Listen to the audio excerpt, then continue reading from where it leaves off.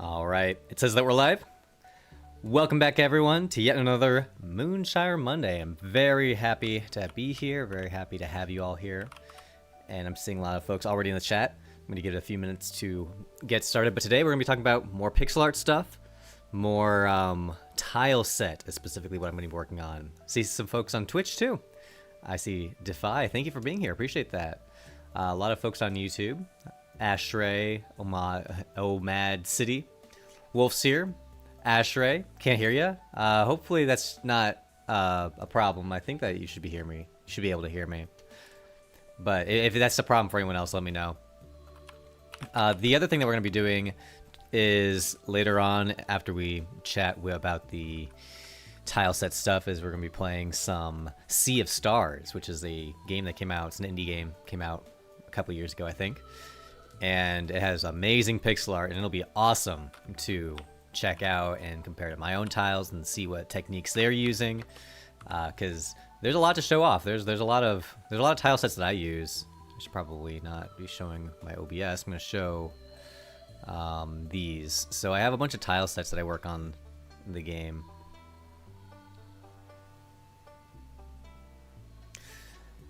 And I might have shown this in a recent video or recent live stream, where the way I organize my cliff sides is that I now have it split up between the wall and the top, or I call it the wall and the cap. So instead of having the cap attached to this sprite, we can have this wall, and then later on it attaches this to the top of it. So like the resulting the resulting space, the resulting environment, if I combine these sprites together, I can have a wall that looks like this. And then right above it, it generates this automatically, this section right here. And actually these tiles overlap a little bit, and then it forms a nice shape, just like that. And generally that's how all of my cliff sides are set up. Now, if I go into tiled, which is how I built all of the like Steam demo maps, this is from a while back, all of these tiles were placed basically manually. And I've shown in a bunch of recent videos how I'm working on a level editor in the updated engine so that it won't have to be a manual process. It can be a lot more, like I always say, it's like Minecraft, where you just place blocks down. You don't have to worry about what tiles are displayed on each edge of the block. You just worry about designing the terrain, and then things look normal, like naturally, because of that. And thanks again, everyone, for being here. I appreciate all the folks in chat and all the people chatting. I'm seeing Ashray and Rick Carlson. And thank you, Rick. Earlier, the old school geek himself donated 20 bucks. That is super kind of you, right before the stream started. I appreciate that. Thank you. Also have T-Mackle and Zlebcat, Welltrill, Banny ADM. Thank you for being here. Shalkity, I have a question. Go ahead and ask. Hello, I remember me from Discord. Of course I remember you, Banny ADM. You've been in the, I think you were in the original Discord as well. You for helping you fix the resizing completely. That's awesome. That's really cool. Because resizing your game is a really tough thing to do. Me and Banny ADM on Discord, we were talking a bit about how to implement the window resizing. And this is something I show off a lot too, how I can take this corner and make it really small, and then the game still plays nicely as a small game window. I can make it widescreen, I can make it really wide, I can make it really narrow. It could be a mobile game like this, and the game still behaves the same perfectly no matter what. Hello again from Twitch. Thank you for being here, Baron. Also, I wanted to mention that these messages are still showing up weird. Like T-Mackle, you said yo, but for me it's displaying as oh no. Oh no. And then Baron, you're same here. You said hey ya, but it changed it to hey. It's about translation. I mean, as long as you don't ask about translating my game. I'm a favorite streamer. I always try to find time to watch your stream. Thank you for saying that.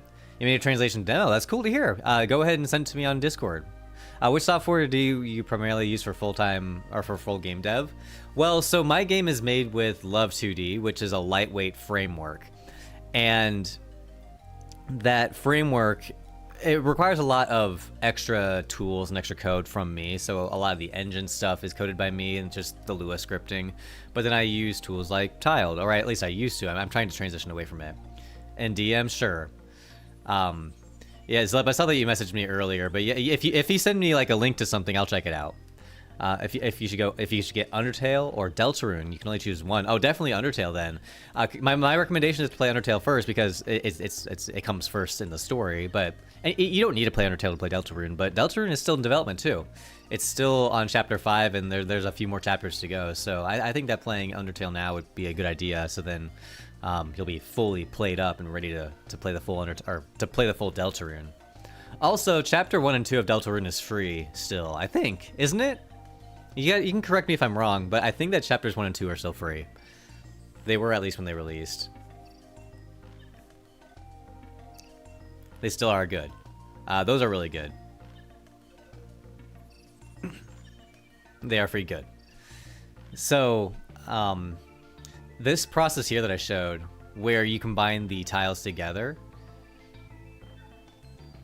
in Tiled, there are some tricks that you can use in this to make it a little bit more streamlined. I have these terrain sets, and I can go over to the elevation layer, and some of my terrain can be drawn like this, or it was, where you actually like paint it in like this. There's a bit of weird detail showing up on it, but see, like that automatic placement is very helpful when it comes to designing maps. And it uses this really cool set of, where do I go for this? I always lose track of how to show the edit tile set. Yeah, here we go. You can actually see them. So in the tile set, you can see all of the different colored edges and corners, and those are all defined down here. So if I wanted to use this set down here, I would use the blue one, the stone. And then the high tile set uses up here. The same idea. I'm starting to be a fan of Undertale. I really like the shower character. Nice. Will Moonshire have different endings or only one ending? I'm not sure yet, but I don't want to solidify anything quite yet because I'm really, really far away from that. Uh-oh, we got someone posting some spam on Discord, or sorry, on Twitch. I guess you need something STI to load and draw tiled maps in Love 2D, right? You need some kind of library, yes. And simple tile implementation is a really, really good one that still works. It is a bit old though. I noticed that it was lacking some things. For example, I have an example of something that I don't like. Is in order to use STI, simple tiled implementation, just like library for Love 2D, you have to have all of these tile sets embedded in the map rather than being able to use, I wonder if I have this available, the export. I don't think I have them anymore. Yeah, I don't have them anymore. Oh no, it's the tile sets. It's the embedded tiles. So if I go over to tiles, those aren't exported either. Give me a second. I'm trying to see if I have it. I don't think I do. Let's look in the modern one. Tiles. Export here. These TSX files. So all the stuff that I showed a second ago, where you can edit the tile set and you can see these corners, all of this stuff is not baked into the tile sheet. You know, the tile sheet is just an image. It's just an image that looks like this. This is a different one, but you get the idea. The tile sheet is just an image. But here in Tiled, there's all this data about like the corners, and sometimes there's like animation data. If I go over to the water animation, go over to water and edit this, there's like animation data. If I go over to something like this thing, I pull up this, we can see all of the different frames that go into animating this. It's very small. I can't make it any bigger. I'm sorry about that. Yeah, you can't make it any bigger. Have you ever considered updating the library yourself or make your own version for public to share? Yes, and actually I did. Do I have that still? This would be in Moonshire Post Factor. Go away. Nope. And then... So I used to have a library. I might have gotten rid of it. Libraries. Oh, I do still have it. I do still have it. So I made edits to this where TSX. Yeah, no, not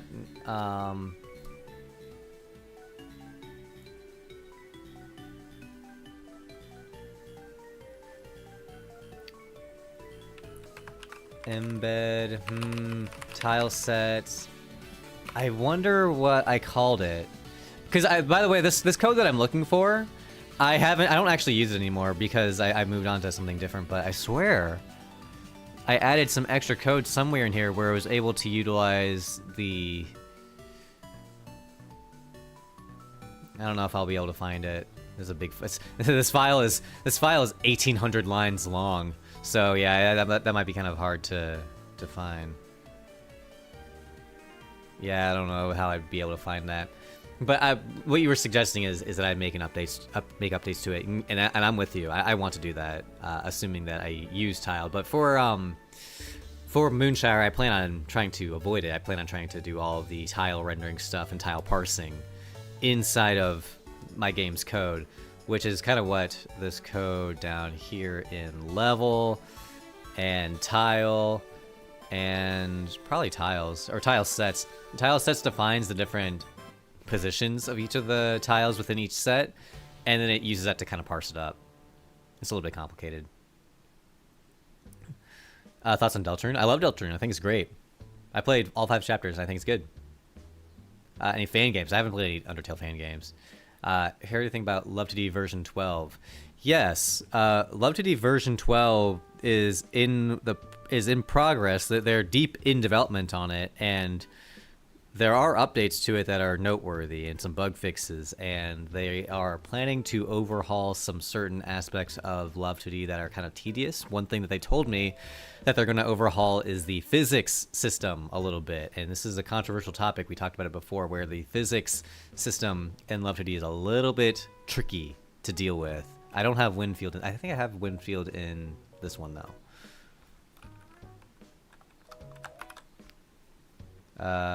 We don't see it. Oh, this is the wrong one again. Oh my gosh, I hate this setup. It keeps switching to the wrong monitor. I'm sorry about that. That took more time than it needed to.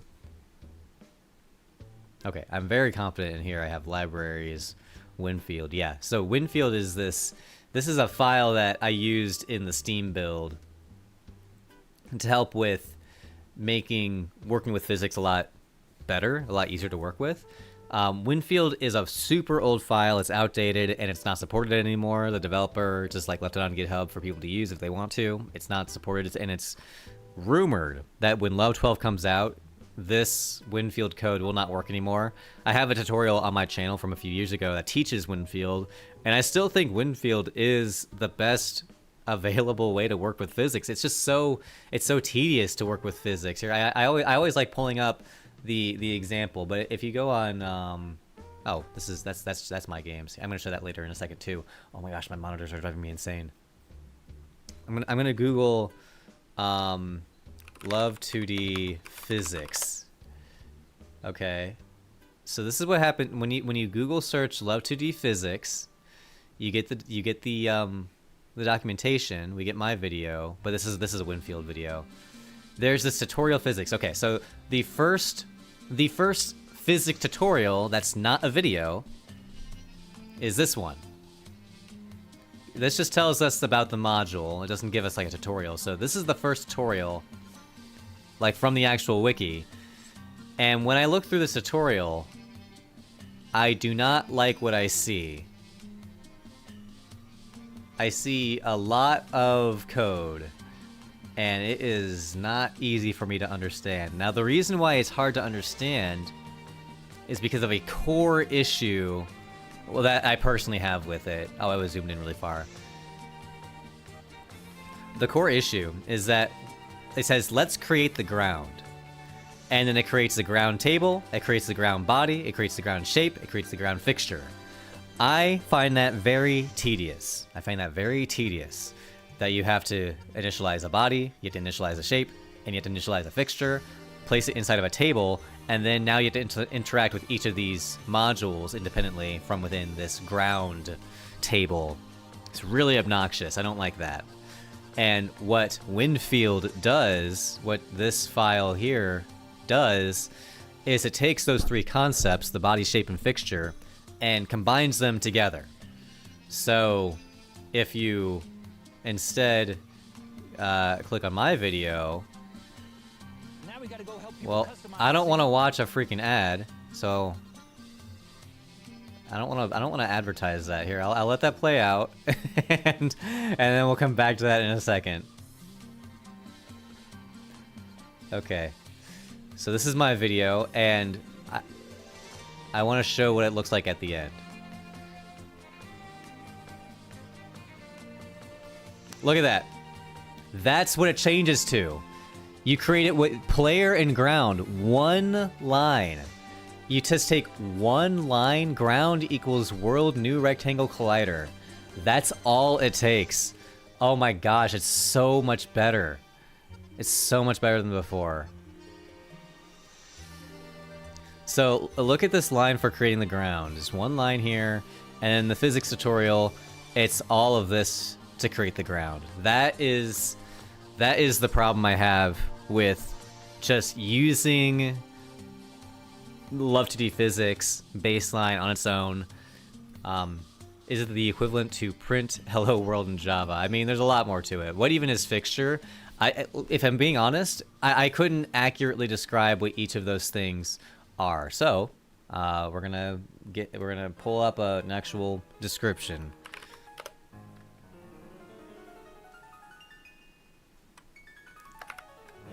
Okay, and we're gonna ask it. In box 2D, there are bodies, shapes, and fixtures. What are these, and how do they interact?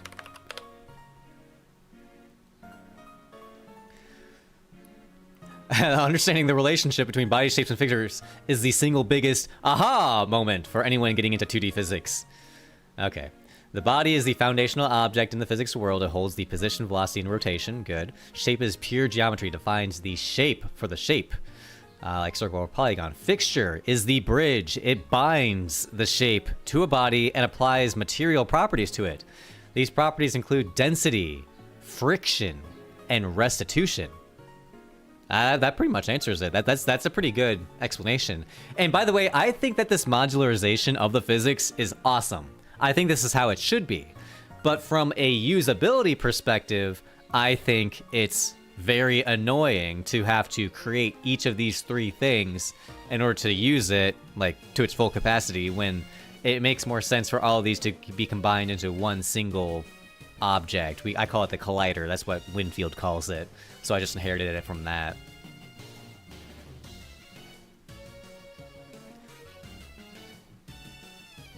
I'm sorry, I'm just reading a little bit. When developers work with Box 2D, do they typically need to develop their own wrapper code, or code that makes it easier to work with the full object, in single quotes, combination of body, shape, and fixture? It seems tedious to manage all of these modules independently. Oh man, we're doing the talking to... You hit the nail on the head. Managing B2 body, B2 shape, and B2 fixture independently for every single sprite or game entity is incredibly tedious, and almost every developer working with Box 2D writes some form of wrapper or abstraction layer. Yeah, I mean... And that's the point, is that, like, I think that Winfield kind of fills in this need. Every developer working with Box2D writes some form of wrapper or abstraction layer.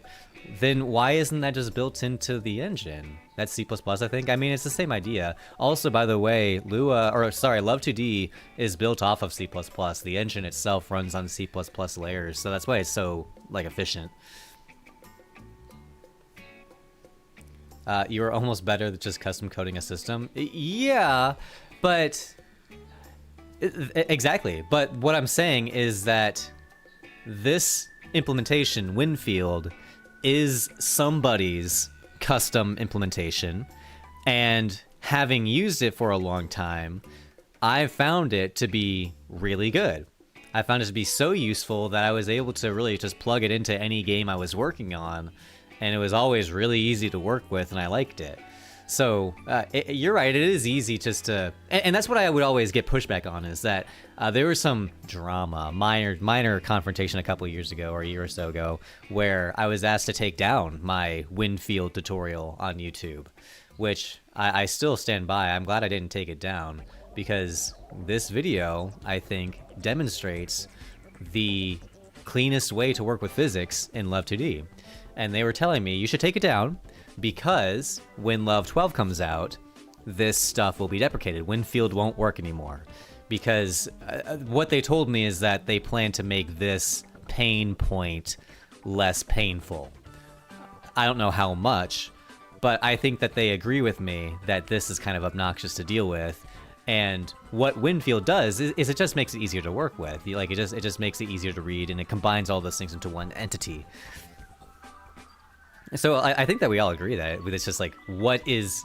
It is the best thing about Godot. The physics module is much more simplified. I think that every game engine and everything is going to have their pros and cons. And it's good to hear that Godot's physics engine is well established with how it's implemented. And, you know, maybe Love2D's needs a little bit more tweaks to make it more user-friendly. But I don't really think it's that big of a pain point when there are open source solutions to these problems. Like this code exists, Winfield exists, and you can just download it and use it in your projects, and it works. For me, child chat window that opens and should show chat is a blank black window, no borders, nothing displayed. But uninstalling and reinstalling too, but I see message count uptight, etc. Okay. Child chat window that opens and should show a blank black window. Okay.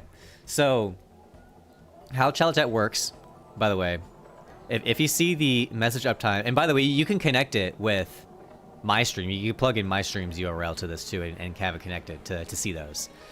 But this overlay source, this should work. You should be able to copy this URL, and then if I go into a browser like this one, and then I just paste it in, okay, now we're here. Yeah, the YouTube tab was muted. I'm sorry to hear that. But now we're here. Oh, Corix, hi, welcome in.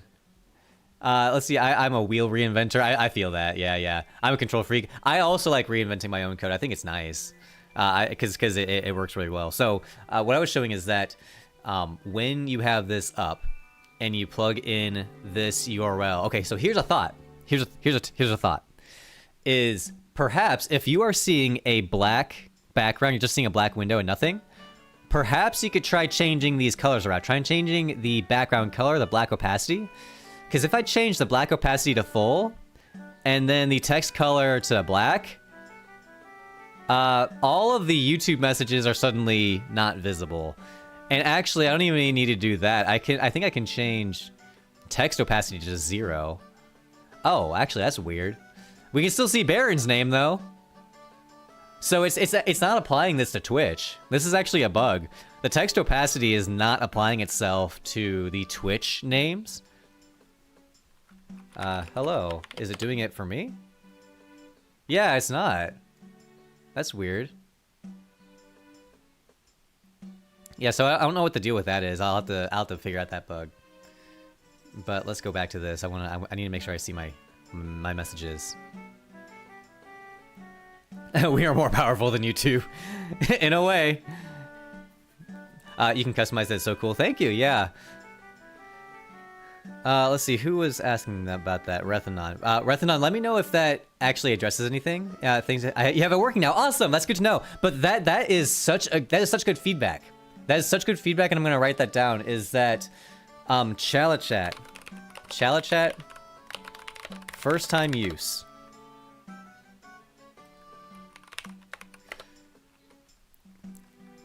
Make sure that when the browser window opens, the content is visible. When the background is transparent, the browser will display it as black. And really, if all the other settings aren't well set up to facilitate that, then it's gonna cause problems, you know. Your videos are great, thank you. We can't be taken out, no way. I wish Left D had more tutorials on the wiki. I wish that too, that'd be nice. Because there are some, especially, here's my thing, shaders. I wish shaders had more tutorials. I would love that. I think that my tutorial on shaders on my YouTube channel is just so bare bones. It barely accomplishes what I want to cover.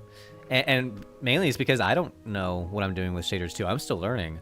I do think I understand the fundamentals well enough that if there was a shader that I wanted to implement, I could just do that. Where do you get Chow Chat? It's on Steam. It's on Steam, and it is free. It is fully free. I'm gonna get rid of all this stuff. I know that I called the name of the stream is Tiles. And I talked about tiles a little bit, but I kind of want to talk about them a little bit more. Because the whole idea behind this wall system, how the wall combines with the cap to create the final result, is that it lets me mix and match things. So here I have this clay wall. And then I also have other ones. I have cliff. I have the cliff wall. So it's just as easy for me to take these, put them here, and then same deal, I can take this,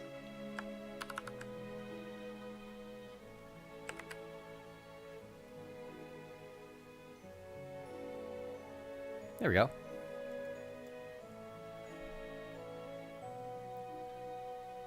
I guess there's not very much. I should make it taller. Here, I'm gonna move this over here so we can see these better. This song is so nice. And we'll put this one right here. What program do you use to draw the tile set? I use Sprite for all of my pixel art. One more thing on Child Chat. The text is huge, and I have to set my browser volume to at 50% to view it at a reasonable size. So the app also has scaling. When you say the text is huge, so there's a few things. There is the scale, which if you watch the text above me, you can scale it up and down. And then there's also here in the settings, UI zoom, where you can change the UI so that it's bigger. So if you were playing on a 4K monitor, for example, and this window was tiny, you can scale this up to like 50%. Look, it's just like it all just gets bigger. Oh no, that's too big. So hopefully that should address all of these scaling concerns. Some of the pixels don't align with the cliff. Yeah, you're right. I think that will need some adjustment there. So I'll probably need to fix that at some point. Because yeah, that's kind of icky. I could do better. Yeah, the mix and match aspect is really, really nice.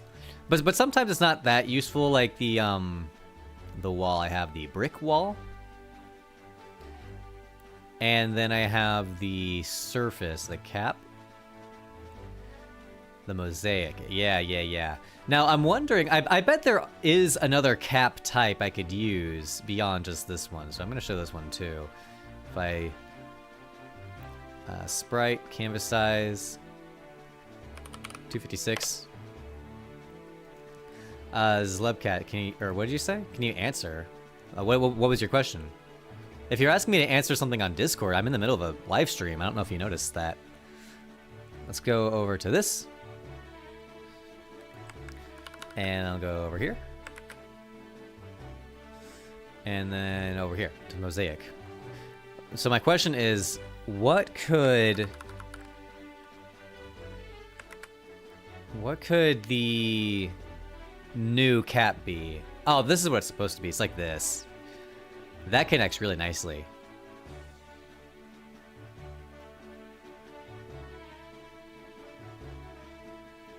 Creating an application for own use is one thing, but publishing the application is another beast. It takes a lot more effort.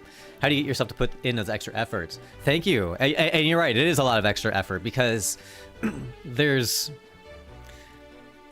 I think that what drove me to make Chalet Chat public and distributed is that I just wanted to get the experience of doing that. I wanted to, like, make a website. I wanted to make chalechat.com. I just like making websites, and I like I designed the logo too. I had fun making all this stuff. So I made the app at first because I needed something like this that could display... Oh, one second. I need to turn the background opacity back down. I forgot that I turned it up. There we go. Hey, and let's turn on the stripes. Why not? And we'll make the scale bigger. And then the gap bigger. There we go. That's a good logo. Thank you. I am very proud of the logo. And yeah, it's open source too, so you can go on GitHub. So the question was, how do you get yourself to put in the extra effort? It really is just that I wanted to try doing all this stuff. I wanted to fully publish something on Steam to get the experience. Zero Gamer, hi, welcome in. And also, if you go to the Steam page, I made like this trailer because I just wanted to.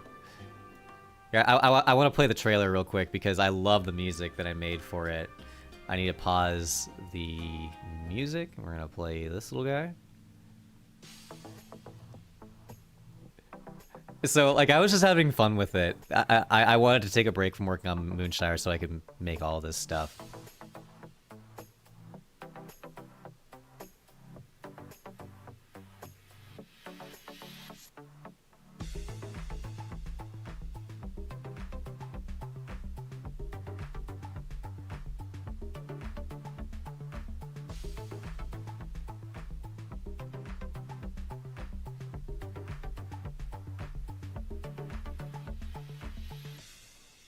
Hey, I love that. Chat is really cool. Thank you. I think about using it for your own live streams. I appreciate that. If you find any problems or if you try it out, let me know how it goes or if there's any issues or something that I can do to improve it because I'm still making changes to it. In fact, there's I'm going to add this to my list of to-do things is that I really want to improve the connection experience because right now you have to copy and paste the URL and I think it'd be a lot easier if instead of always having to paste a URL, maybe you could have favorites, or it could just be type in the channel name. So you just there's like a Twitch drop down, and you type in Chalicade, and then it's there. So you don't have to type in the whole URL if that makes sense. Looks so clean, I love it. Thank you, appreciate that. Fire, yeah. I like the trailer. Thank you. I made the music myself. I was very proud of it. Oh, I still am proud of it. Thanks for explaining about the scaling all working now. Thank you. I'm happy that it's working good. Yeah, I feel like I thought things through really nicely, but you are bringing up good points about like the first time experience probably can be improved because it makes sense when you open up the web page for the first time and the background is transparent. It would just look like a black screen. You wouldn't see anything. That would be really annoying, and I would just personally just think it was broken. Does it have horizontal one-line chat as well? It doesn't, but I saw that for the first time recently. I'd never seen horizontal chat before, which is where, like, imagine on my stream, the chat was, like, coming in from... sorry, my camera's inverted. So the chat starts here in the bottom right corner of the screen, and then each of the chats kind of expand this way and go all the way to the other corner. So that makes more use of the horizontal space of the screen rather than like making a vertical box above me. So it depends on the stream layout, but I think that something like that would be really cool. I've been seeing more streams doing that. A couple of streamers that do use it in the bottom bar. Nice, that's cool. And it makes sense to do that because it's a horizontal video. It's a horizontal video, so it doesn't make sense to try and squish everything down into a vertical format. So I'm in favor of trying that out. Was Shallow Chat made with Lua? No, it was not. It was made with JavaScript and TypeScript and HTML. In fact, if you go to the GitHub, you should see it right here. You can see it's mostly TypeScript.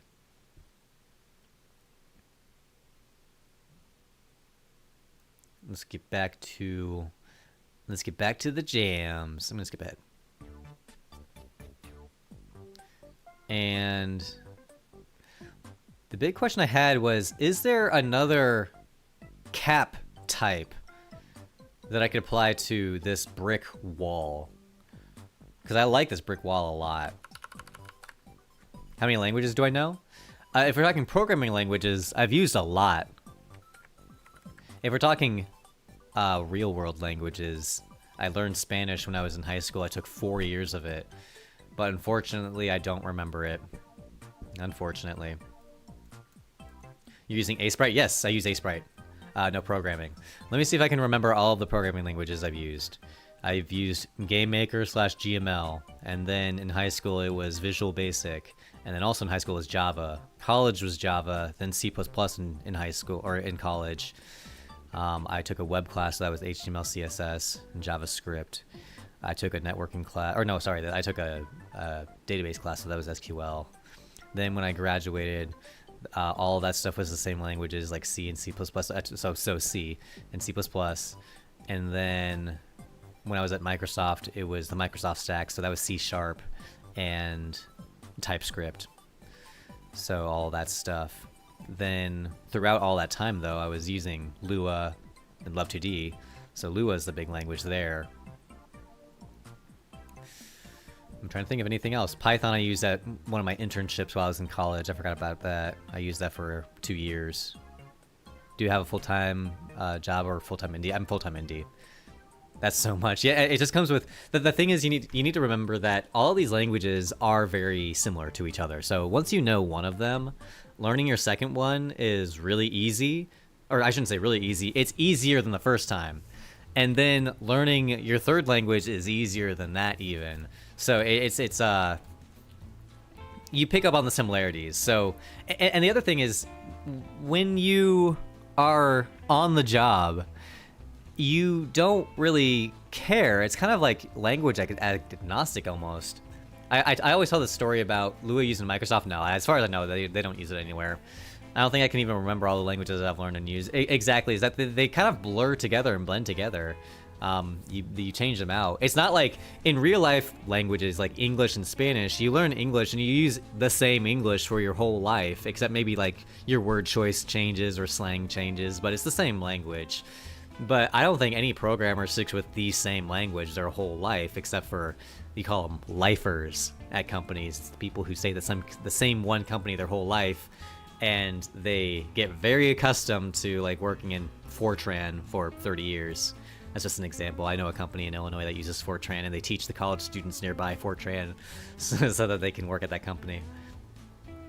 Unless the next language is Haskell, I probably wouldn't recommend that. I've even learned how to make games with Ruby. Nice. Honestly, I feel like you can make games with anything, because as long as you're able to render graphics, you'd be able to make a game with it, probably. How I was working at Microsoft, I loved it. I thought it was great. I loved working there, and I recommend it if you're able to. It is hard work, though, and they have really high standards for working there. I was going to mention that when I interviewed for Microsoft, they use the .NET C# stack there. So everyone codes with C# and TypeScript and that sort of stuff. But when I interviewed, I didn't know TypeScript or C# really. I knew Java, and they're like, what language do you want to use to interview? And I said, I like Java, and they're like, sure. So I interviewed with Java in my interview, and they asked me all these programming questions, and I just answered them using Java. But that's kind of weird, even though they don't use Java at all at the company. I'm pretty sure that there's no department that uses Java at Microsoft. Or maybe they do. Maybe Minecraft, Java, or maybe some like legacy stuff. But in general, they don't hire people to code in Java. So why would they bother interviewing me with Java? And the reason why is because they're all very much the same. Especially Java and C#. C# was invented because Java has some quirks, and C# just kind of makes those quirks a little bit easier to deal with. I've got a feeling that everyone here can program except me. I don't think that's true. I think a lot of people can't. Or I should say, everyone is at different levels, different places in their journey. You know, you don't become a programmer immediately. And I took lots of classes over the course of many years to do it. So if you're at zero experience, you just start and try it out. There's no real big commitment or no big hurdle. You can just try out. I have a video on my channel, Learn to Program with Lua. I still think that video holds up. I think that video is the best learning resource for getting started with programming, just because it doesn't require you to download anything. Learn to code with Lua. So if you just type that into YouTube. No, we don't want to hear about boot.dev. No.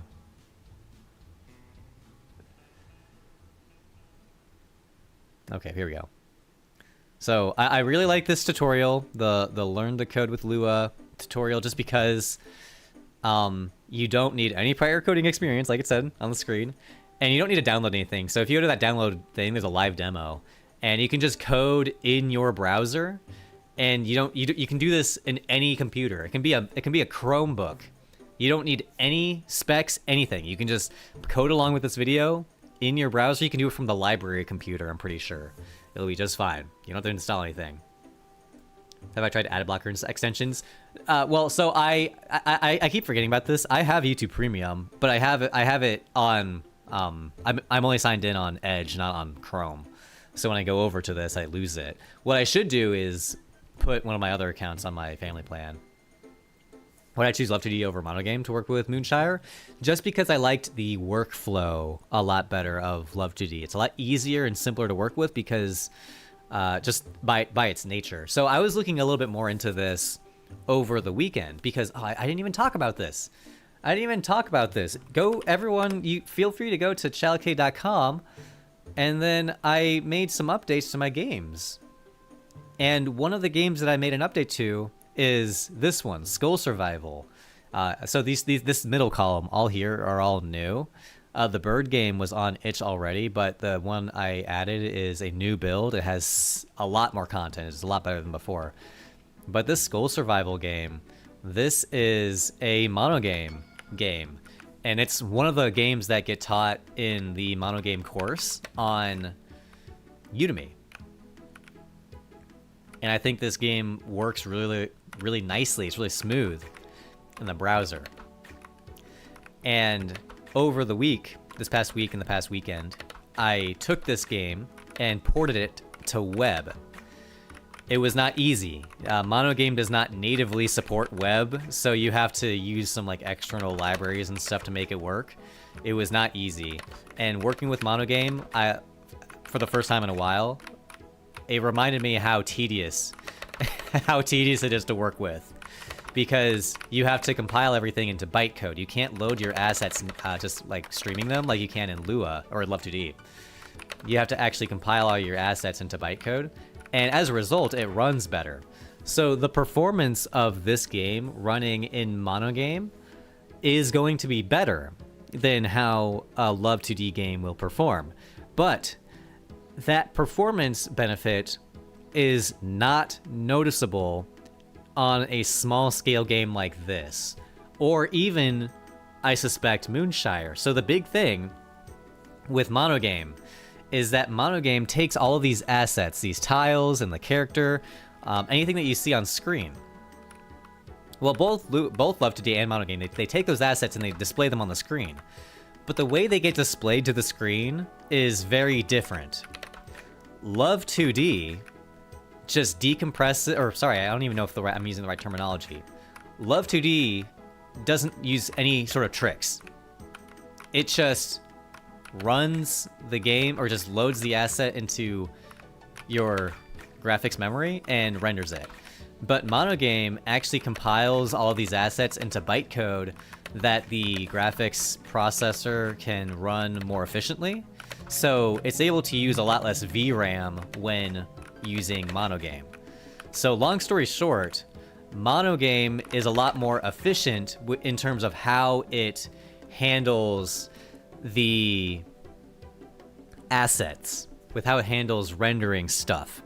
Because Love2D just streams the raw assets, while Monogame actually has it compiled to platform-specific bytecode that is a lot more efficient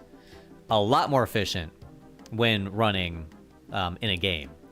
But here's the thing, is pixel art assets are very small, and the performance benefit that you get from Love2D and Monogame is not as noticeable compared to if you were using high-res assets. So I'm gonna just go ahead and pull it up. I asked Gemini over the weekend specifically about that, about the performance benefits between the bytecode compiled format and the raw streaming format that Love2D uses. And its explanation was really good.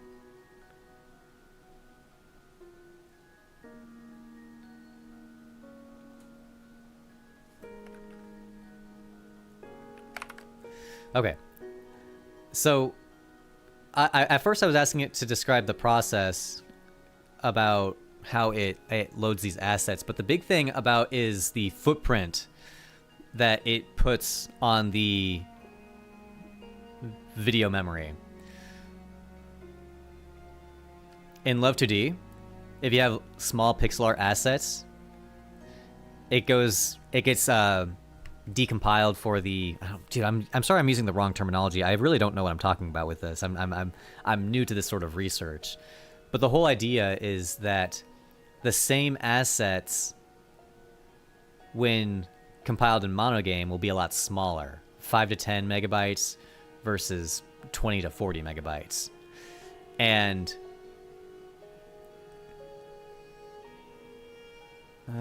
let's see. I swear I asked it specifically about large assets versus small assets.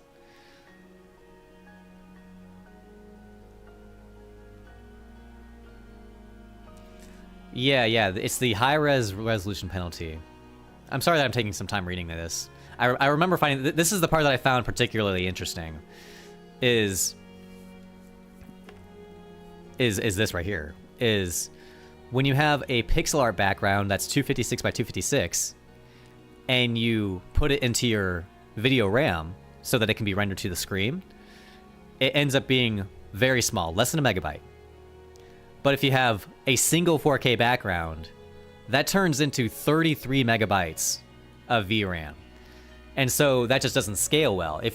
You really need to use these performance optimizations if you're working with high-res assets. So I think that's the big takeaway that I had when I was going through all of this stuff, is that I personally thought the high-res assets would be too heavy for Love2D's method of rendering. Love2D's method of uncompressed VRAM is probably too big when you're working with high-res assets. Hopefully that kind of explains what I was looking at. Sorry, I kind of looked away from chat for a little bit. But I still like watching your vids and playing the Moonshire demo. Thank you for that. And Mevins, thank you for being here. Appreciate that too. Your parakeet died almost 2 hours ago. I'm so sorry to hear that. That's horrible. Both Godot and Monogame are very good, capable of making good games. They are really good. That's why I always say that you should make a game using whichever one you prefer to use. So we can talk all about these performance things between Love2D and Monogame, and I do think that that's something to consider if you're planning to make a really high-res 4K, like really detailed game. Perhaps you would want to choose a framework or engine that has a lot of focus on performance. How would you do place testing if you had to restart all of your progress?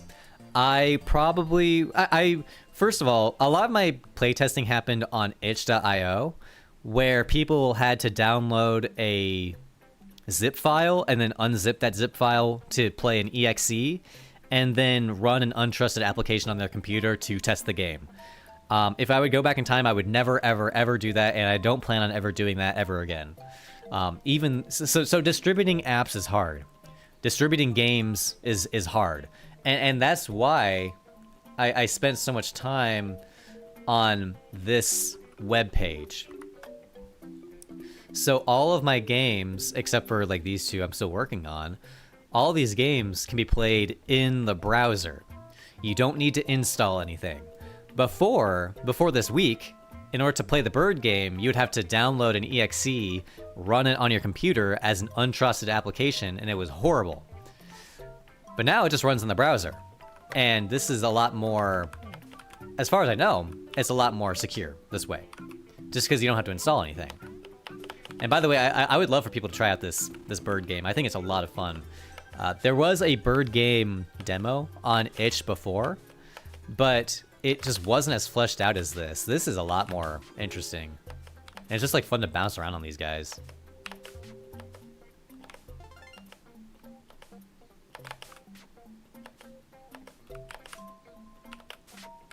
Boy.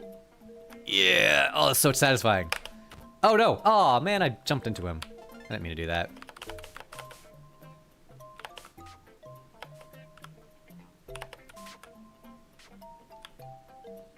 It looks fun, thank you. So glad I asked. Yeah. It is tough because it's hard to make a web build. And also, when the game runs in a browser, it's not going to be as performant as if it's installed. Because the browser doesn't have access to all the same resources that like an installed application has. You're not going to be able to use like your graphics memory as well, and it's probably going to have poor performance by comparison. But the benefit is that it's super portable. It just runs directly in your browser, and it's really, really easy to work with. Or not easy to work with, it's really easy to play.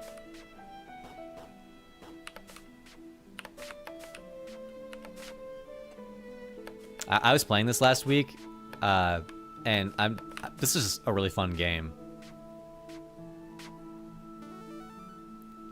That's fun.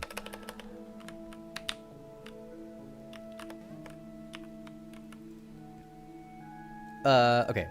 Have I ever played Super Mario Maker 2? I actually haven't played Mario Maker 2. I played Mario Maker 1, though. I've watched plenty. I watched plenty of both. During COVID, I watched, like, Grand Pooh Bear play Mario Maker just, like, in the background. It was great. What's your opinion on Raylib? I actually haven't tried it yet. A lot of people are telling me about it. It seems like it's good. Back on this subject, the only thing I can think of really is I could make like an awning, maybe a version of this cap where it has grass in the middle. Something like this.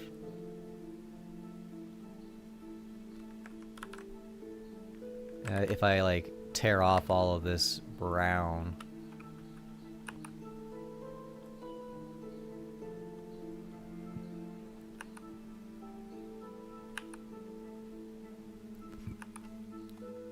So there could be like something like this. I guess I should just cropped it. Nope, I can't do that. It's one of my favorite libraries. A lot of people are chatting about it recently. Yeah, Baron uses it. I forgot about that.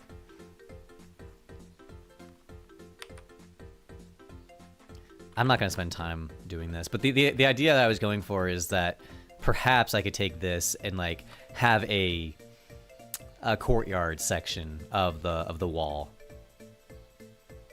But I'll probably have to experiment with that. I don't want to spend time doing that. Actually, I could show the floor tiles and incorporate those because I have the ground. This is another like category where I have the dirt or the grass. I'm gonna show the grass actually.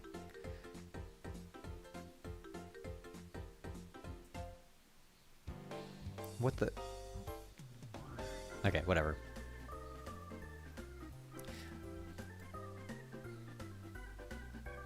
Add a parakeet as a character? Oh, that's cute. In honor of him? That's nice. Yeah, I was thinking about that. If my cat passed away, I'd probably do something like that. Isn't there a select color in A-Sprite? There is. What I could have done to make that faster is like I could have done Shift R to replace color, and then you can like do this, and then it gets rid of all of that. So I could have done that. That would have been fine. Yeah. So this was the idea. Is putting this. This would need work for sure. I think there's potential with it though. There would need. I think I need a lighter green to like a connection point, or maybe a brown. Maybe it should be. Maybe I should use the dirt tiles because I have these. Yeah, this song is just like so good.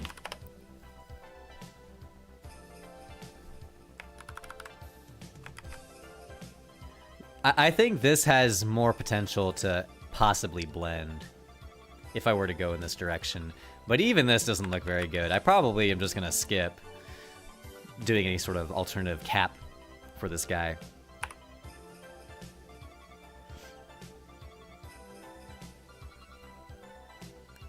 How your name is green on my side but blue.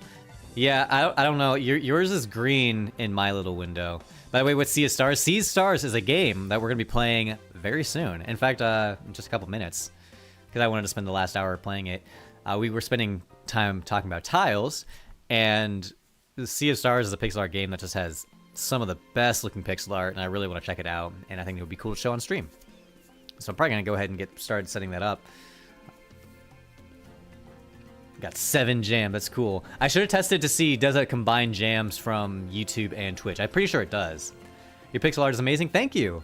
I did have help with these. So this came from an asset pack and then I edited it big time to make it look good.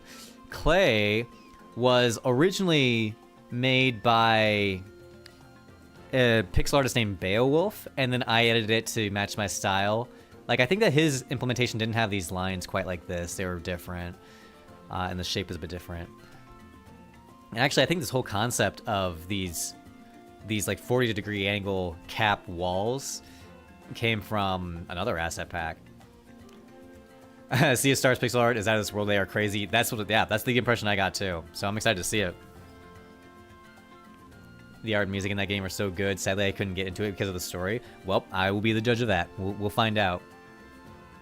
I'm kind of picky with stories, but like Adventures of Elliot, I went into that thinking that I wouldn't really be into the story, but it turned out that I did like it.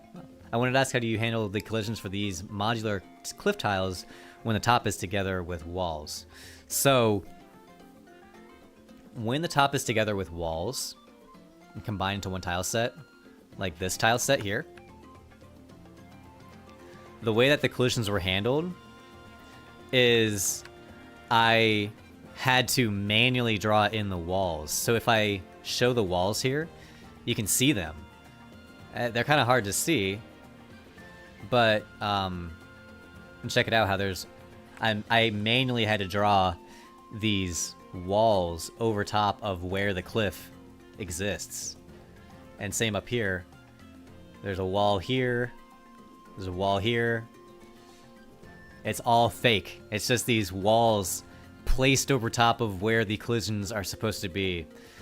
And that's why the new level editor system is going to be a lot nicer. Same deal with the water. If I unhide the water, it's the same thing. I just manually had to draw in these rectangles and triangles to roughly match. Did I finish Adventures of Elliot? I did. I streamed the entire thing on Twitch, and I loved it. I thought it was great. I thought the game was so much fun, and it had quirks. It had some annoying aspects, but I really got into it, and I really loved it. I thought it was great. It's all an illusion. It is. It's all fake. Okay, let's get started with Sea of Stars. We're gonna discard all that. We're gonna discard all this too. I'm gonna close some of these browsers because some of this stuff probably takes up memory. One second, I need to pull up my browser window crashed for my stream monitor. Any tips for A-Sprite? It's not really A-Sprite specific that tips are needed for. I guess specifically with a sprite, the thing that took me a bit to figure out is that there's all of these. If you go up to edit and adjustments, I really like the replace color and then the adjustments for brightness, hue, saturation, color curve. Outline's really good too. I use outline a lot. So if I wanted to add black outlines to this, you can literally just go in here and then just say I want a black outline, and it puts it in. Super nice. So I'd say that these features up here in edit, hue, saturation, I use all the time just to make sure that the exact tint is what I'm looking for.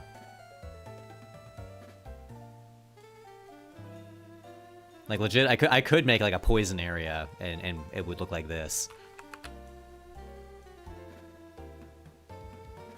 What size are my characters? I'll pull that up too real quick.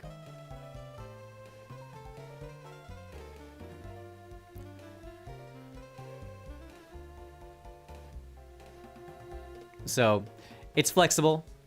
I use 24 by 24 frames, but obviously like each frame is a lot bigger than the sprite itself. The sprite itself is roughly 13 by 16 pixels, but it changes. Like this sprite here is different. This one is 16 by 14 pixels. So the whole point of the frame is that you just give yourself enough space so that every sprite, every frame is gonna fit.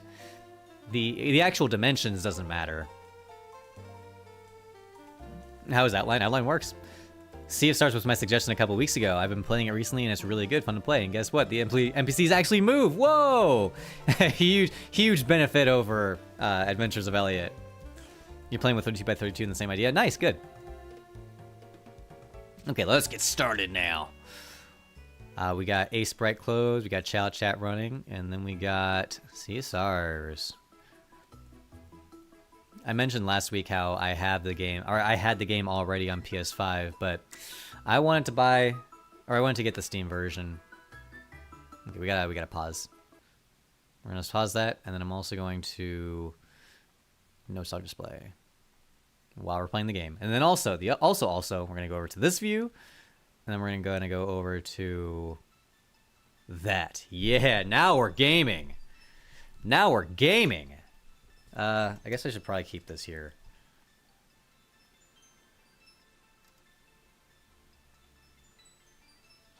Okay, and then I got my controller. I'm playing on a PS5 controller. And we're gonna see how this goes.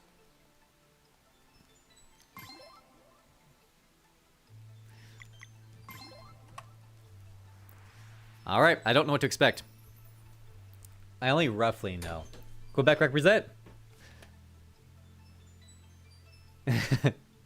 Okay.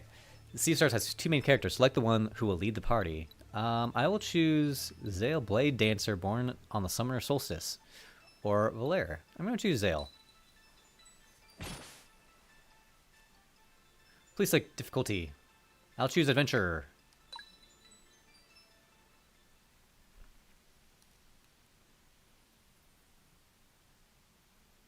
Whoa! I love this art. For generations, Solstice warriors protected the world from the minions of the Fleshmancer. Ew. I don't want to meet him. Ever on the prowl, they waited for the eclipse to render the evil creations vulnerable. At the clash of sun and moon, the Solstice warriors hunted together.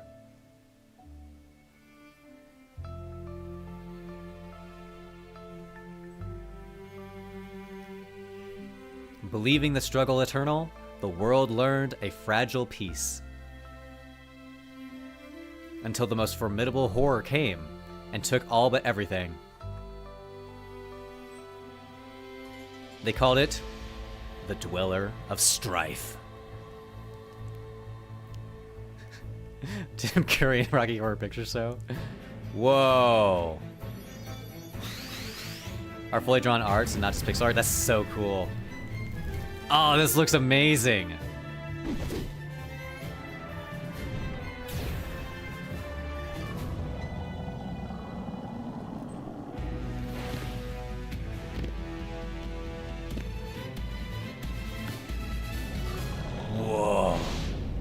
Game name Sea of Stars.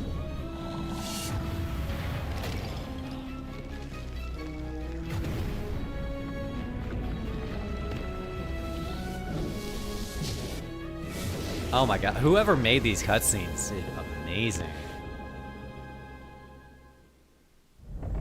Whoa.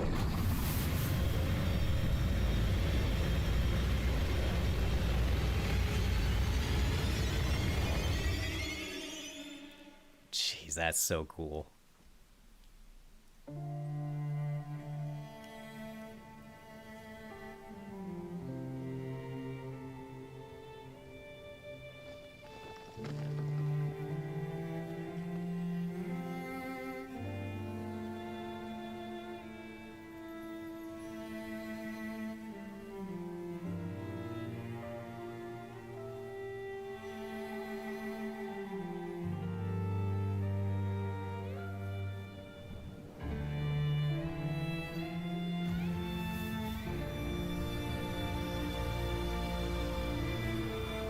Oh, they had like a Dragon Ball Z moment.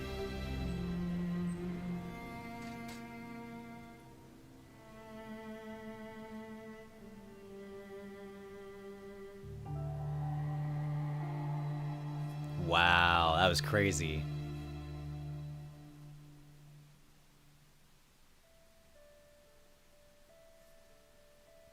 Now we're back in Pixel World.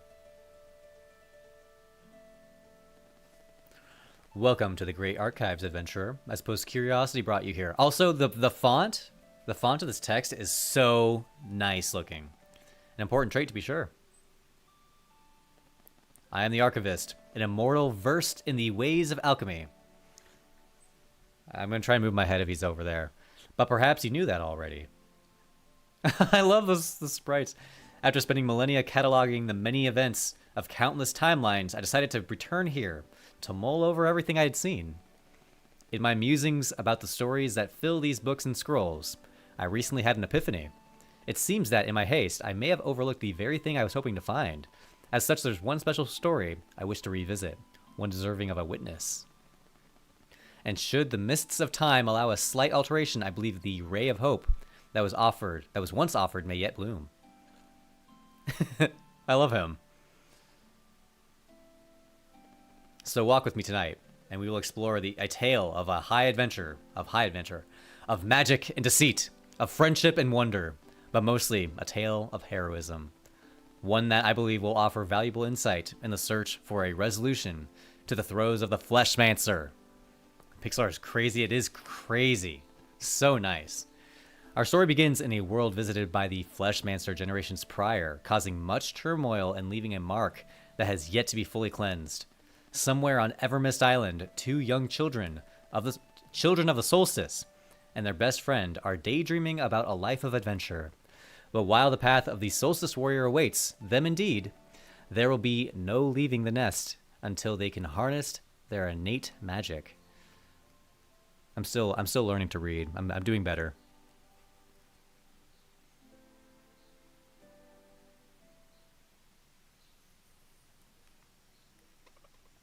Garl, keep it up. The monster's almost defeated.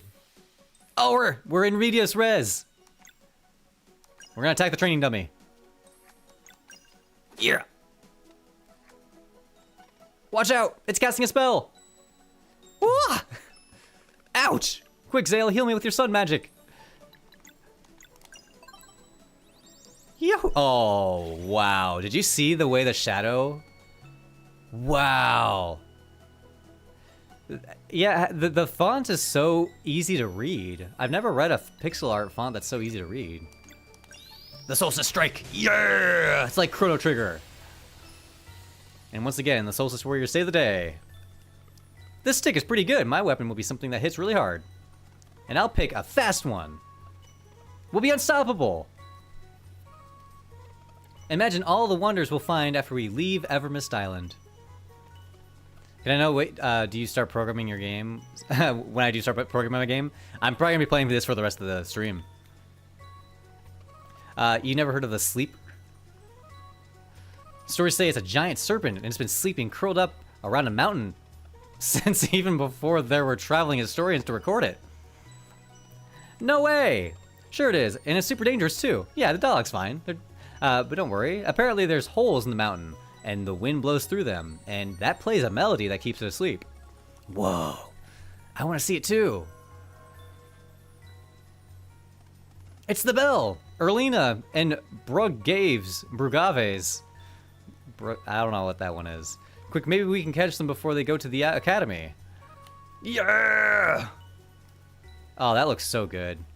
Dude, I cannot believe how good the shadows are. Look at the light source. When I walk up to the dummy, it's casting light on the walls. It's casting shadows on the floor. How did they do this? Some names are French puns. Okay, I'll do my best.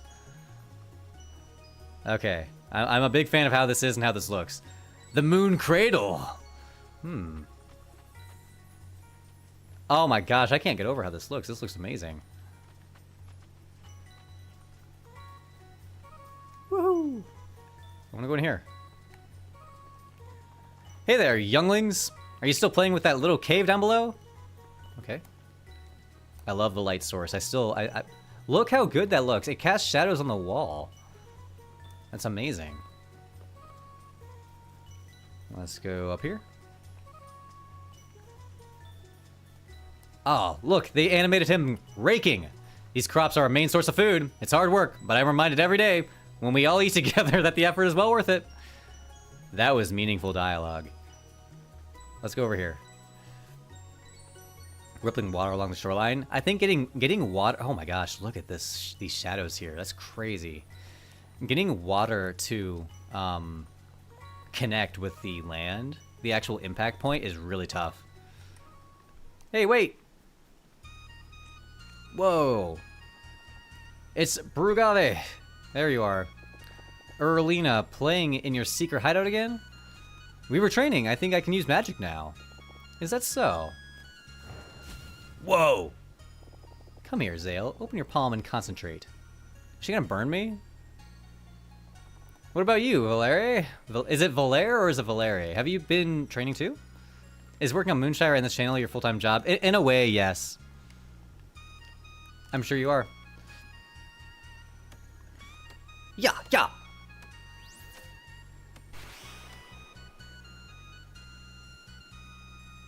Not bad, Zale. Solstice Warriors! If you are done with your babysitting duties, I would hear your report. Right away, Headmaster. Can we go too? And bury your bird? Oh, I'm sorry, paper bag kid. I'm sorry to hear that. That's horrible. But I hope it goes well. Zenith Academy, I hope you hadn't... Or what did she say? Let's go, Brugaves. See you next Monday. See you then. Had some tracks from the game to your playlist when you beat it. There's so many good ones. I'm already hearing some. The big thing about adding tracks to the game, or adding to my playlist, is that they can't be too intense, and they have to be nice and like understated. And so far, everything is behaving that way. Let's go find out. We're gonna find out something. No, I went the wrong way.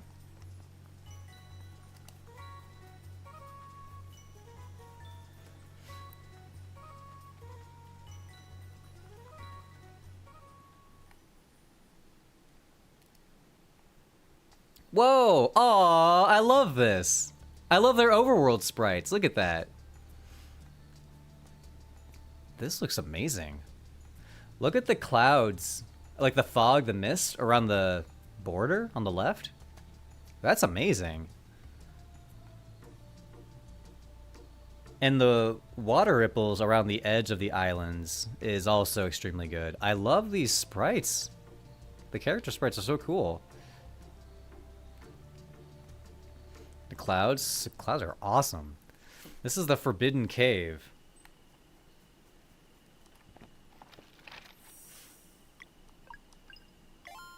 Wow. We made it. These characters have so many frames. A sandwich.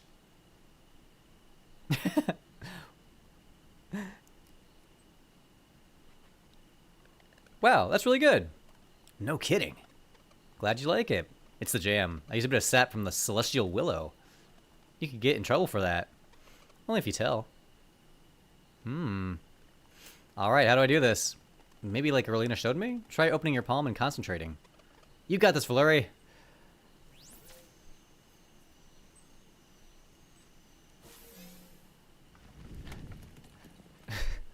Wolf. I'm like, you said value. You said Valer, but it says value. I'm like, I don't know what you mean by that, Wolf. Oh, sorry. My head was covering it. Wolf said, I asked, is it pronounced Valere or Valer? And Wolf said Valer, but in my view, it says value. That's not what you said. And also, Paper Bag said, "Oh, I got to go," and it said, "Oh my!" It changed it to "Oh my god." Man, I need to make a better. I think I can make Child Chat into some sort of display, because now we've identified a new problem that Child Chat could kind of fix, where my overlay chat is accurate while this one is not. It does look like velour, though, which does mean value in French. Oh, interesting. That's funny. I'm going to put this over here. I knew it! I did it. She opened the door. So, what now? The headmaster must have heard the bell ring. Should we just wait for him? Might as well enter. It can be a first adventure. And then Headmaster will know we're not afraid. Let's show him. Yeah. Woohoo. This is the Forbidden Cavern. I love being here. Oh, they added so many plants. And they're all moving. I love that. Uh-oh. Careful. There's monsters over there. I need to replay this one soon. Such a good game. Oh, you played it too, Naughty? Nice. Yeah, it seems awesome. I really like the pixel art so far. Can Moonshire release before GTA 6? No. Not in its full capacity. Oh! It's blocking our path! We have to fight. Okay. Zale. I'm gonna go for this one first. No. I'm gonna go for this one first. Oh, it tells you which one's going next. I see. Oh my gosh. Whoops.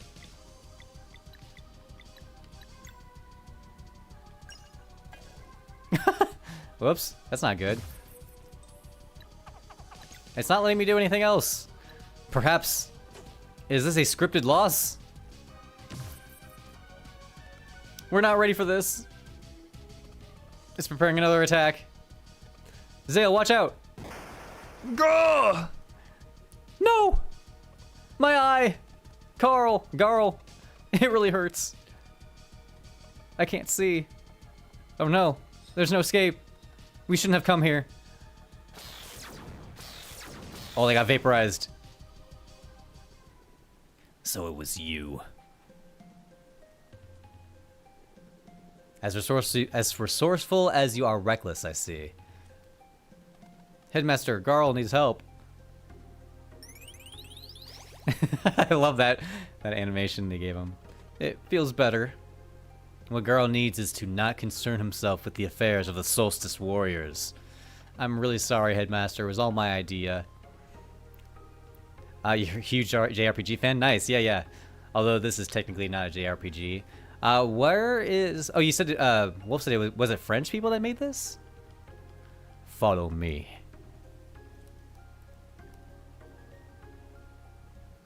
But yeah, it definitely has its, like, Chrono Trigger inspiration.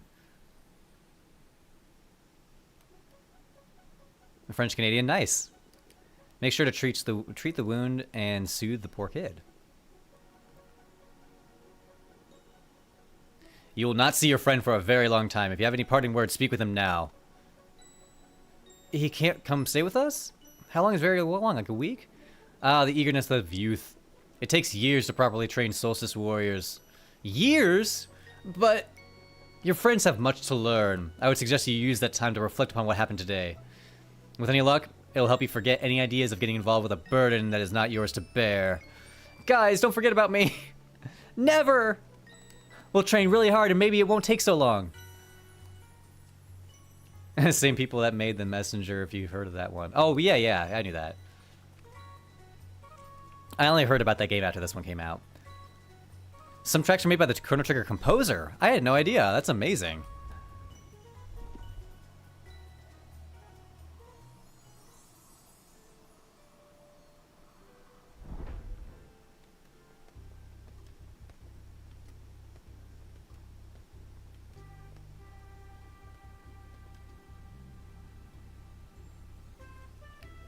Welcome to Zenith Academy. In this ancient place of knowledge, you'll learn everything you need to know. We've been waiting so long. When do we start? Right now.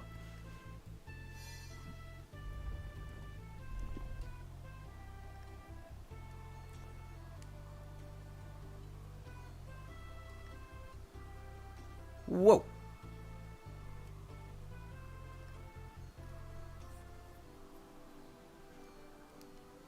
Oh, I love that background.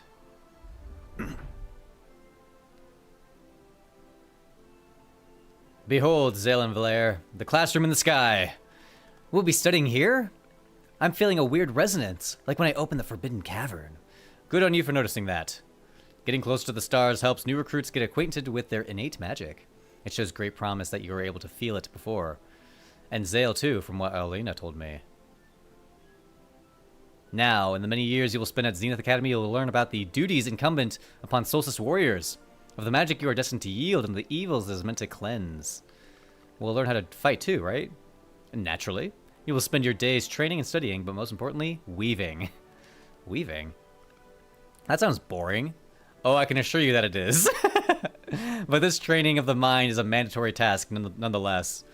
All who would join our order begin by weaving their will into an enchanted piece of fabric, the staple of the Solstice Warrior. It is their most prized possession, guaranteeing light in the darkest places, and a measure of protection against the minions of the Fleshmancer. But first, you must learn your duties. Train until you cannot feel your limbs, and then train some more. Reminds me of Cos Code. Oh yeah, that's another good one. Magic piece of fabric worthy of the stars. You will then be sent out beyond the Forbidden Cavern to meet with the Elder Mist, for it alone may officially grant the title of Solstice Warrior. Weaving. I understand you were hoping for something else, but it is what's required of you for the time being. Years of weaving.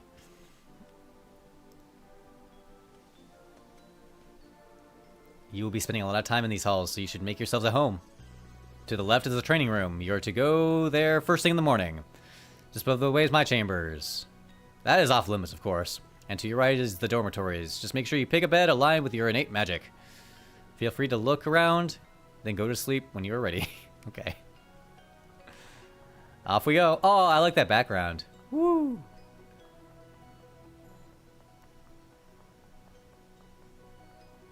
Oh, I like her.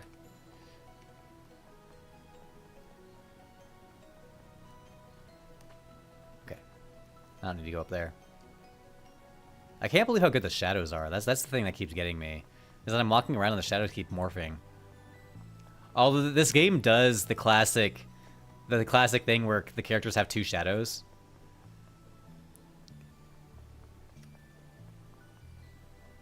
Yeah, look, he's casting two shadows. They both are. There's one at his feet, and then there's the head shadow. Whoa. It stretches on the stairs too? Dude, they solved the problem that I've been looking at. Whoa. Now, do you guys remember on stream? And actually, I'll just go ahead and show it because this is actually very noteworthy. I didn't think they would have a fix for this. So in this version of the game, it keeps showing this where when my character jumps between levels, look at the shadow. Look how choppy that shadow is. But then look at how Sea of Stars does it. I know it's hard to see, but on this staircase, the shadow is actually getting chopped up really nicely. How does it do that? You should go, like, with Elliot and take notes. I mean, you're kind of right. Man, I need to figure out how they did that. The game's looking a lot better. Thank you. This honestly is less of an indie game, more AAA in terms of the content and representation you get. Well, yeah, I think that the number of A's that gets assigned is more based on like the budget or the number of people that work on it. But I'm with you that the quality is really top tier.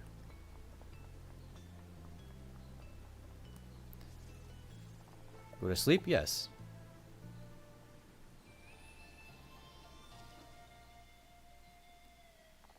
The next morning in the training room.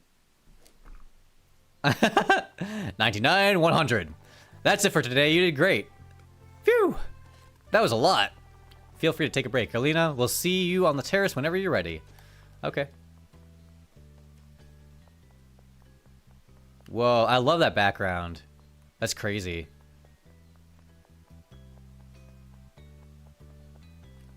Where do I go? On the terrace? I want to go into his room.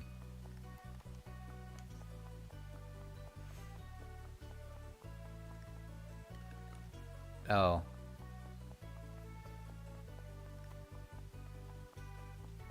It was back in the room up on... Oh, on the ladder? Whoops.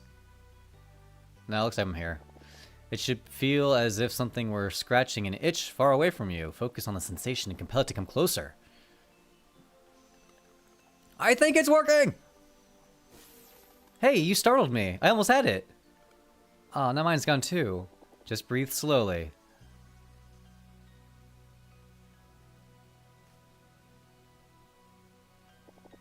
The key is to release right when you feel its current passing in front of you. If your timing is true, it will manifest. On 3. 1, 2, 3. Wow. I think I felt it. It tickles. Now, one more thing. No matter what the headmaster teaches you, remember that this is your life and... Erlina! Since you are done onboarding our new recruits in the ways of magic, I would provide the briefing for your next assignment. As for the two of you, it is about time you tried those table looms. But...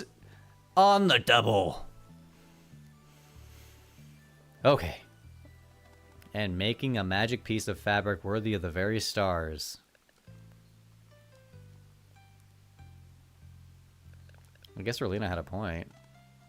She said we regret entering this place.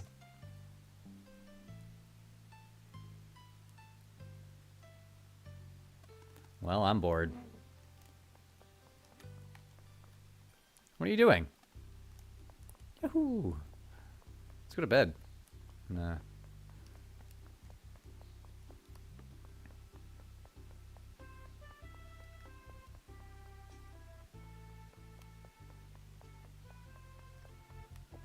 You keep saying that, but the Fleshmancer left our realm for good when the Dweller of Strife was destroyed. So why can't they have a normal life? You know the three of us can take the, You know the three of us can take the one on Wraith Island. Can take the one on Wraith Island. That was a hard sentence for me to comprehend. Prudence, Erlina. There is no telling what threats we may face in the future. Zayla and Valaire were brought to Mooncradle by the Great Eagle. It's not the place of the headmaster to question such things, nor is it yours. Won't you let this end? What about Moira?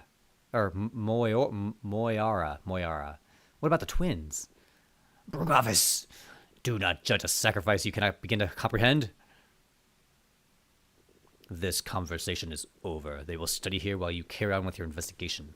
On the first eclipse after their training is complete, they will join us for the cleansing. Learn as much as you can until then. Let's just go, Brugs.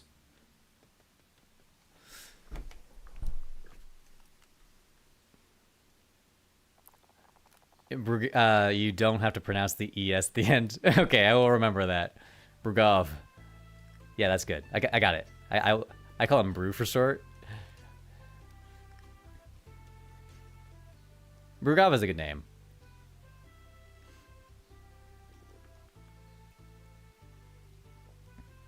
Come on, let me fight some stuff. We're 30 minutes in. If dwellers are immune to our magic, how can we fight them? Ah, that's why cleansings are always performed during a total eclipse. In those moments only, the dwellers lose their immunity. Oh, it's like Avatar. How many dwellers are left? Just like... Oh, I thought you said just like one. Just the one, known as Dweller of Woe. But we cannot know for sure. The Fleshmancer may have planted other seeds of evil before leaving our world. Thus, we must always remain vigilant. The early game is very story-driven. Takes a while to get into, but it's very much worth it. I believe it. What happened with the Dweller of Strife and who's Moira? Fight stuff? This is a game about becoming a tailor. I'm here for it. A sound in the night. Zale, wake up! Huh? I think I heard a voice.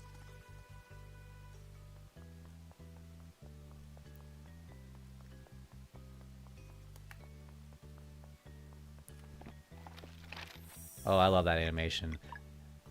There's so many good animations.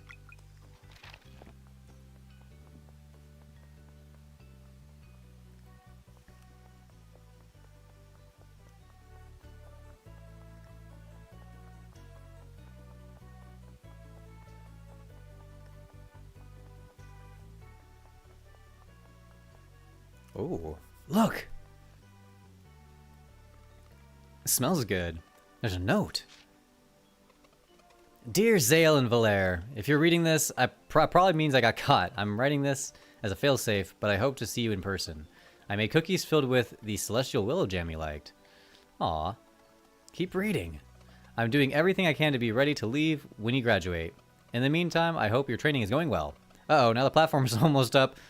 And I can see Moraine is there waiting for me. He looks very angry. I will try to drop the jar without him noticing. I guess that means I won't be able to try to visit again, but I'm thinking of you every day. Hope you like the cookies. Okay. Hope he didn't get in too much trouble. I got cookies!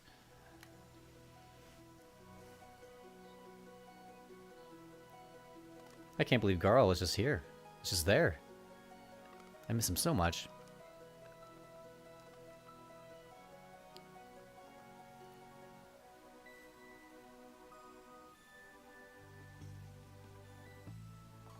And so they trained and they wove for years. Ah, alright. And then they trained and they wove some more. Wow. Is this your game? No, I wish. That would be amazing. Mine looked like this. This is Sea of Stars.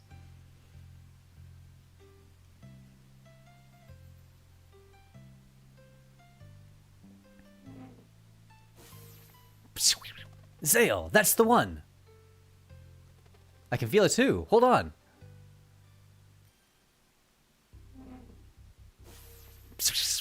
I think I got it too. Let's go see the headmaster. Wow, did we finally get our little rags?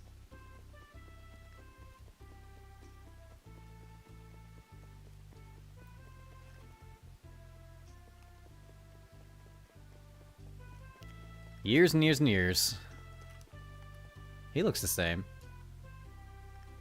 Headmaster, we think we're ready. Why, yes, the tingling of magic in the air has been building up for a few weeks now. Elder Mist. I'm trying to make pathfinding, but I'm so lost. There's no tutorials on how to do this in GameMaker using GML. It is hard. I am with you. The way to do it is to use like little cheats and tricks. So I have a video on my channel about pathfinding, and it's all about like finding which position, like which cell in the world is good. Let's go.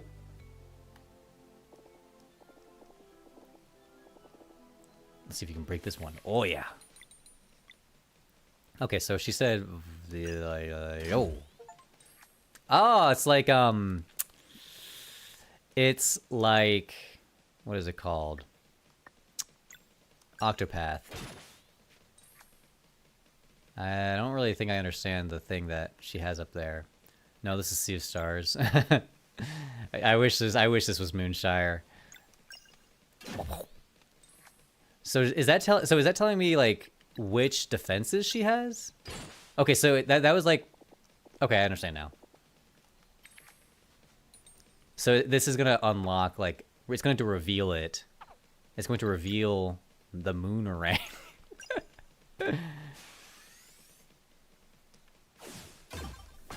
Oh yes, dude. Hold X for power. Yes! If you break the locks, it stops whatever she's casting. I see. That makes sense. That's cool. You must regenerate your MP. Let's build it back up a bit with a normal attack. Oh, cool. That's a cool idea. You get an MP for that. Neat. Did you feel that? You just got some MP back.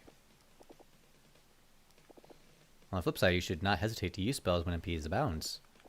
One last thing. All battle actions, lock breaking especially, build your combo energy. When you have enough, you can spend combo points to perform powerful actions. You can reflect Moon Boomerang a lot of times. Yeah, I kind of failed that one that time. It's like the shell from Mario and Luigi. Moraine told me you came up with your first combo attack. Okay. The Solstice Strike. Yeah, you're strong, right? You can learn more combos by finding scrolls on your adventures, so keep an eye out.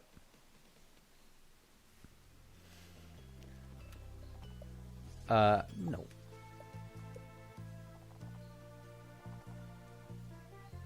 Slides on combat basics. Okay. What did he say? No. Yes! The final test! The big day has finally come. Over the years, Zenith Academy has tested you in many ways. It will now test you one last time. Have you prepared your vows? Yes. You need to time your attacks to get... Oh, you can time the attacks? Oh, like the specific... Like the fireball one, you let go when it's the biggest.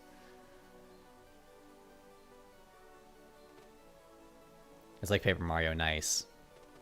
So that I may use my agility to cleanse this world and protect my companions, I will enter the world as a blade dancer. I choose the curved blade as it will not hinder my speed or reflexes. Welcome, blade dancer. Come on, Valere, or Valere, yeah.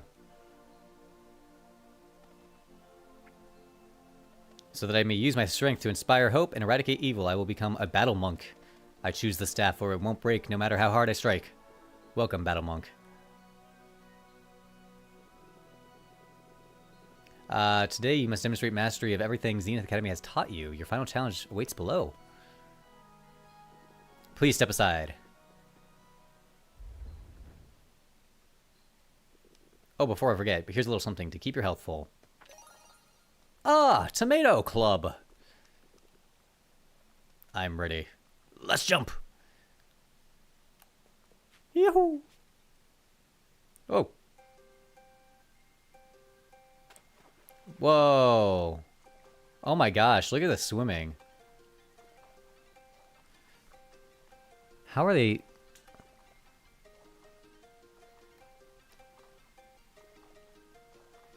Also, this music's going so hard.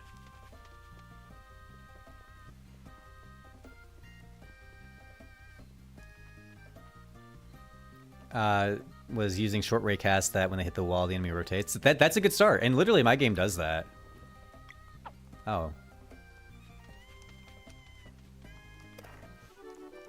The ornate stone. Why can't I go up that way?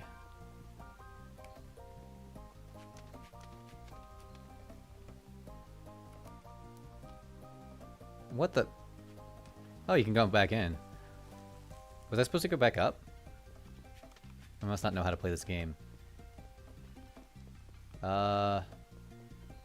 It's perspective? I think I'm not understanding the perspective.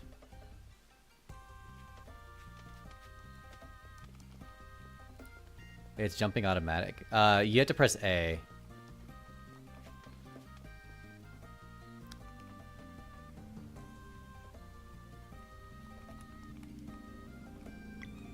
Oh, it was the stone. Right. Duh. That seems obvious now. Oh, I don't want to fight them. Let's go in here. Ah! We're gonna fight the... I'm gonna use the sunball. Which one do I have selected? Is it the flashing one that's selected, or is it the not flashing one that's selected? I can't tell which one's selected. I guess it doesn't matter, but I don't know which one. Flashing is splash damage. Oh, okay.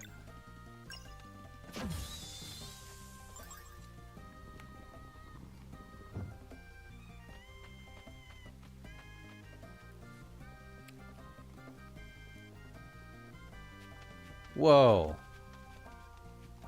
This looks amazing. Ooh, I want to put the cookie jar in there. Whoa, look at that rope. Oh my gosh, why? How? That's crazy.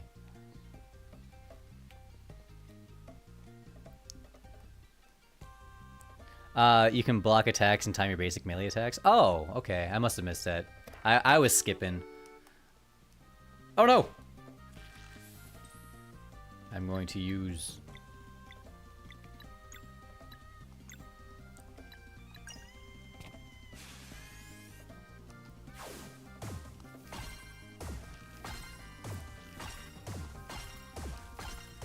Oh, that's so fun. Ooh, did that count? Oh yeah, there, I blocked it. Nice. Oh, cool. That's nice. I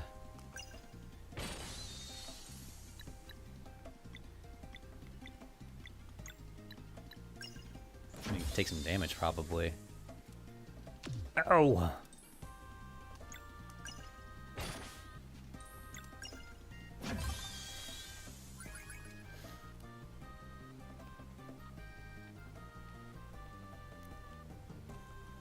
I got it all figured out. I'm glad that you told me, though. I was kind of skipping a little bit.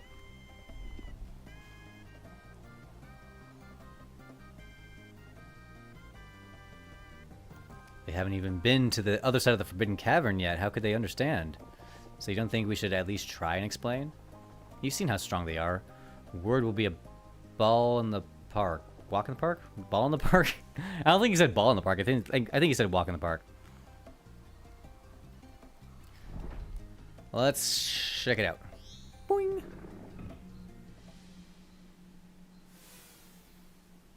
Oh!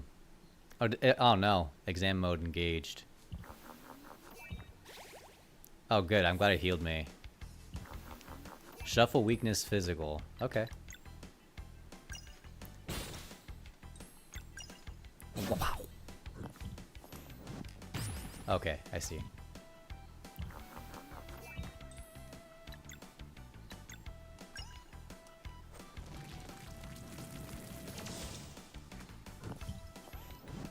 Ah, his wind-up is long. He's weak to moon! Yeah, the music is going so hard.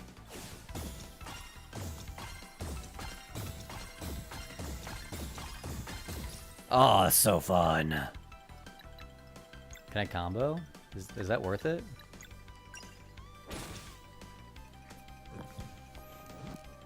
Oh, I still didn't get the block.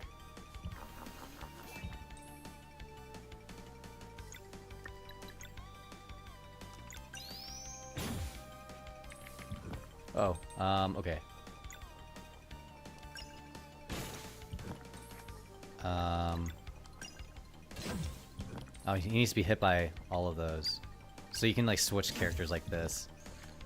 No! I guess that wasn't that bad.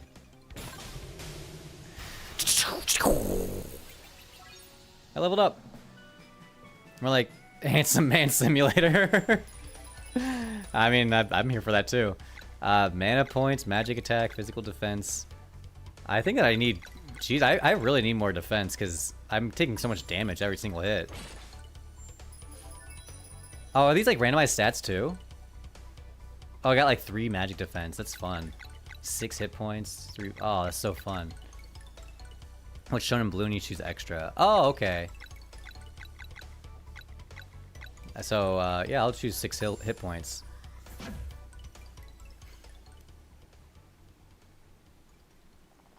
You have been trained well. Return now to your headmaster. Whee! Oh, we're here. Congratulations. Ha! We did it! In record time, too. You must now learn of our ultimate power, the ability to use magic without using magic. But that knowledge is for the Elder Mist to impart. Come, the villagers have gathered to celebrate your departure.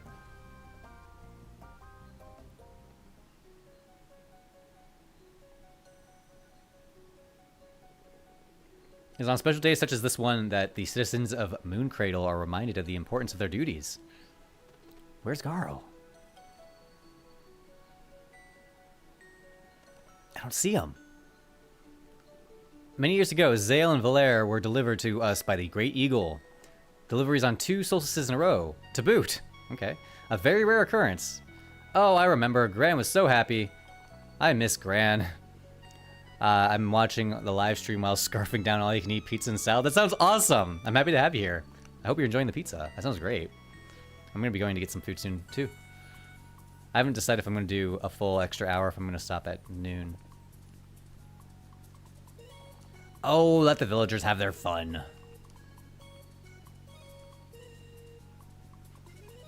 Hooray! To the gate!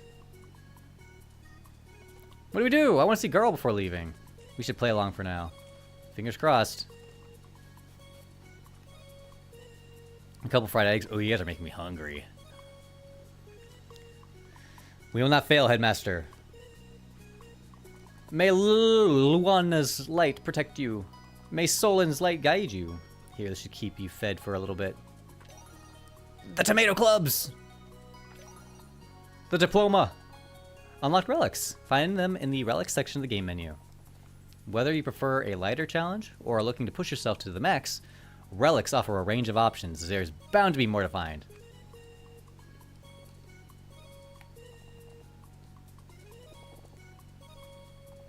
Definition of Elliot off stream, and what's your current review of the game out of 10? I'm pondering whether to buy it or not.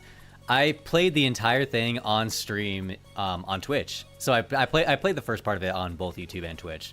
But then I played the entire thing the rest of the week on Twitch, and I loved it. I really liked it. I would give it like an 8 or 9 out of 10. I liked it a lot. There's definitely quirks, and it's probably not for everyone. But if you like Zelda-like games, I just thought it was so much fun. And I think that probably the first few hours is weaker than the rest of the game. But yeah, I liked it. It is expensive though. Like the game I'm playing right now was on sale for $17, and Adventure of Elliot is $60 or something like that. So that's worth noting. But I still like Elliot a lot. I had so much fun with it. Why do I keep saving on 2 different files? Oh, I don't know. That's just like a little redundancy quirk, I guess. What's going on in my mind is that what happens if one of my save files gets corrupted? Then at least I have the other one to fall back on. That's all it is. Oh, he's shaking his head. That's not good. Look at him go. Oh, I forgot to dodge. Yes. Oh man, I'm doing bad at blocking. Yeah, we want to do the sun ball.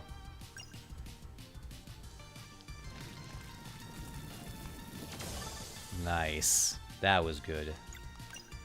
Wow. Yeah, and I got a little bag of something. I got a tomato. That's how you know it's a good fight.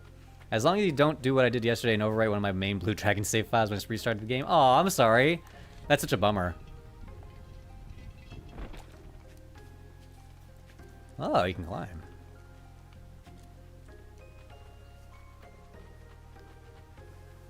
You're back for 10 minutes. Welcome in. Ooh, we can go this way. What's this way? Nothing. Oh, we're back at the beginning? What was the point of that? I must have missed something. Or maybe there's still another room I need to go to. Can I jump across this? I thought I tried. Oh, I can shimmy across it. I found the Adventurer's Vest. Yeah, Zale needs it the most. What does that do? 5 defense, that's amazing. Is there nothing she can wear? We're running around nude. Yeah, hurry. Check the relics too? Okay, I'll do that. Wow.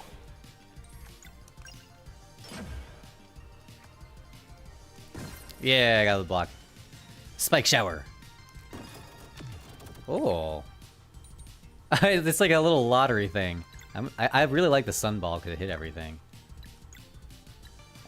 Should I try to block that? I guess I could. Wow. Oh, I'm not landing that well at all. Oh no. Yo! That's better. What is the best indie game you've played? Oh, I don't know. That's a hard question. Oh no, wrong guy. I guess it's fine.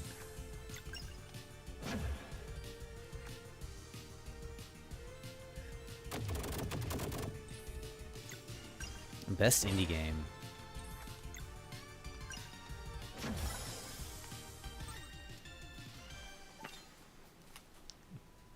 You can time your text. Oh, I haven't been doing that. I need to do that. Thank you for the reminder. What's the best indie game?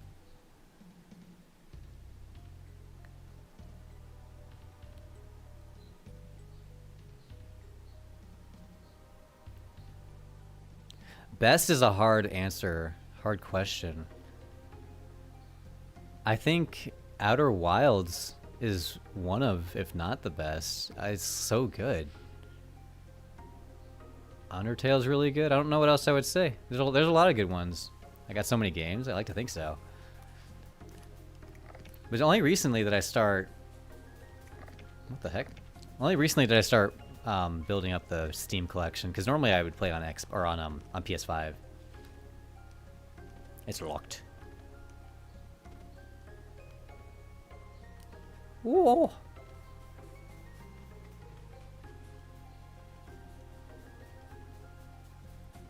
I don't see what I can do here.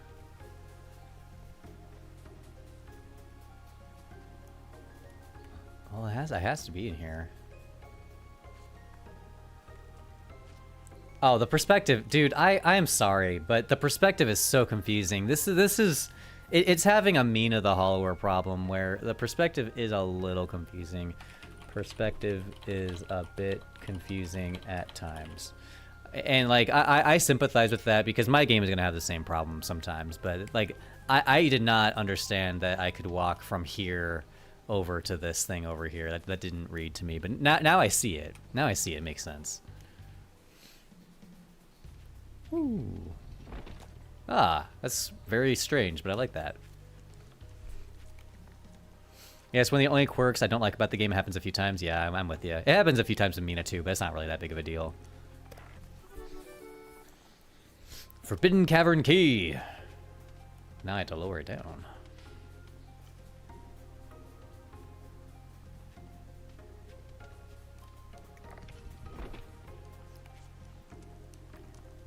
You learn the visual languages of the game as you play it. That makes sense. I felt the same way about Mina. Whoa! Party recovers 40 HP. Is that what the item does? Or yeah, that must be what the item does. Whoa. Learned combo skill, Mending Light. Oh, cool. I found a shiny pearl. Let's check out the relics.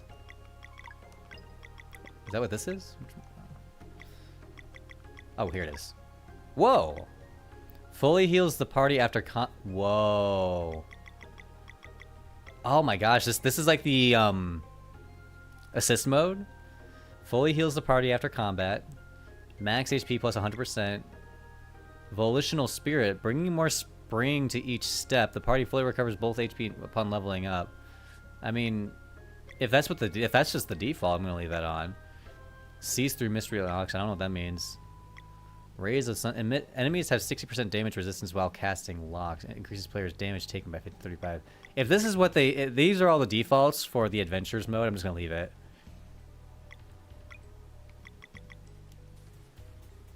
But that's cool that they have it set up like that.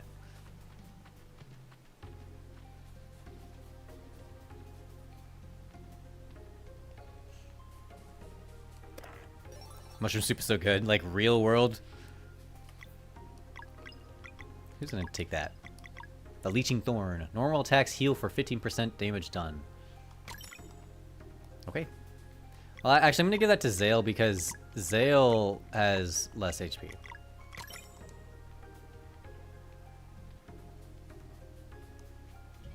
I think the only relic I turned on was the one that has an indicator when you do a good parry or time attack. Is that one of them?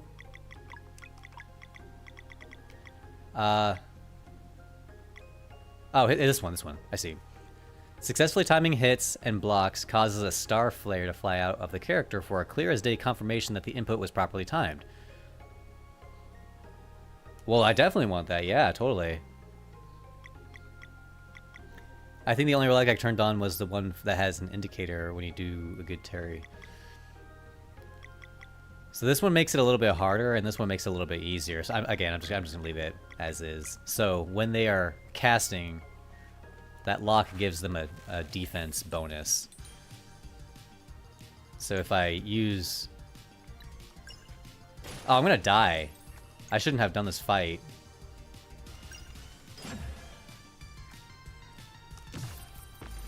Yeah, look, I'm dead.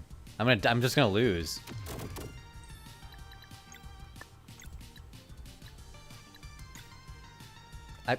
I screwed up. I gave up. I shouldn't have done that. That was a mistake.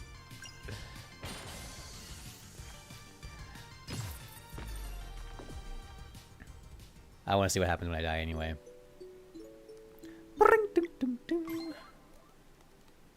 Oh god, I know, I shouldn't have done that.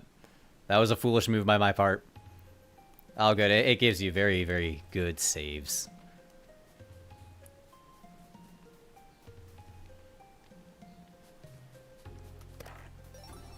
See, like, if I lost... I knew I wouldn't lose that much. And we're gonna give it to her, because she has less defense, actually.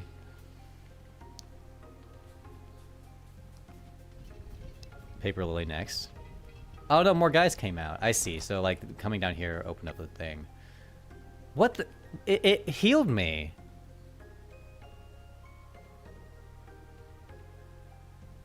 That's not good. Why did it heal me? It healed me so I died, and then I respawned, and it gave me all my health back? Why?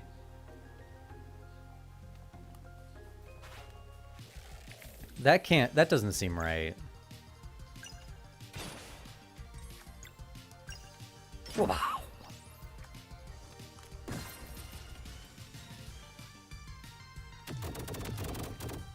If you game over, it puts you to the last checkpoint and heals you. That's very generous. The reason why I'm surprised they do that is because that means I have an incentive to die after every fight. Maybe I should turn the relic on that heals you after every fight. Because that's like a strategy. Like, why would I use my consumable items to heal myself when I could just die, respawn, and then go on? I don't know about that. I'd have to think about it.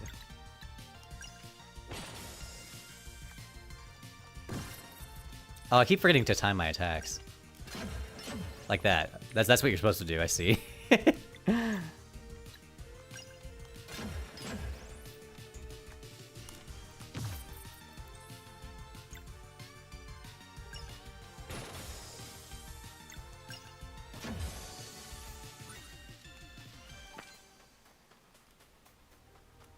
Yeah, some fights are almost die and retry because of the locks.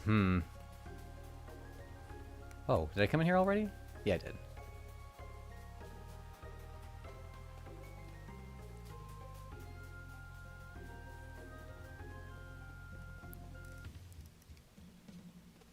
The device is broken.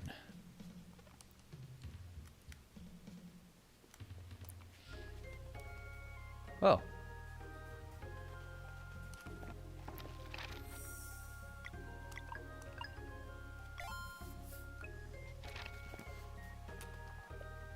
Oh.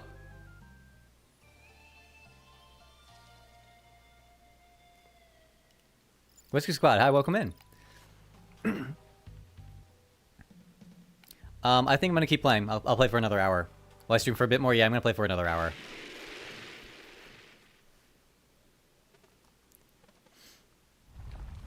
How's the game so far? It's pretty good. It has really, really good pixel art, and like this enemy design's amazing. I'm still just learning some of the basics. I keep forgetting to time my attack. That's really important. First real boss. I'm here for it. Probably a good idea to use my magic. Unless he summons minions. Oh, he's vulnerable to sun.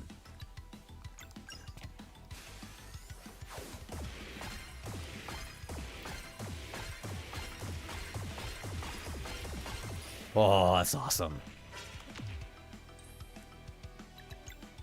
Whoa. I have full combo already?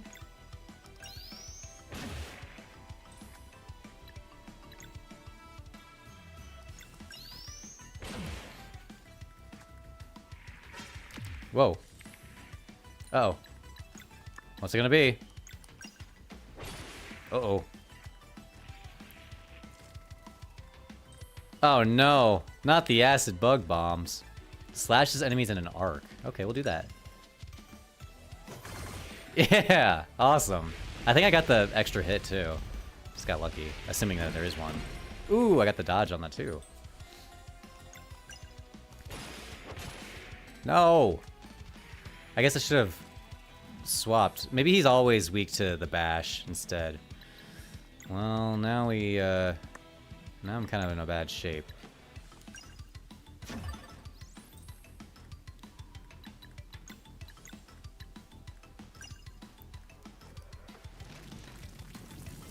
Woohoo!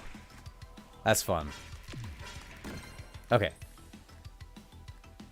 I'm gonna start filling up the combo gauge, so I can use the healing thing.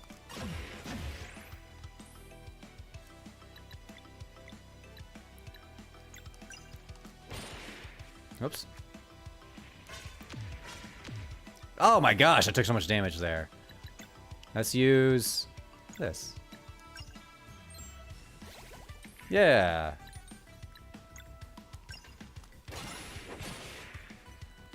No. Oh, he only summoned one though. That's good. I guess I should use the Crescent Arc. Not that one. I meant to attack him. Oh well. I guess I have full combo. Maybe I can use Solstice Strike. I'll use this. Might as well. Whoa! That looked amazing. That looks so cool. Every attack can be timed for more damage, even your heals. Whoa! Oh, this is so cool. I want to save Sunball for when there's ads. The animations for some of the combos are so good. I can tell. That's amazing. I'm gonna use Sunball.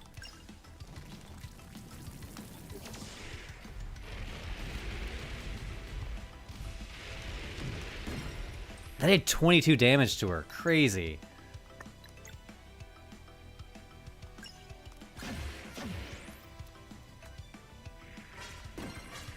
Aw.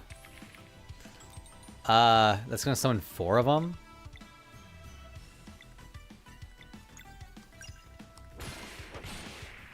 But that, he's gonna summon 4 of them. Ah!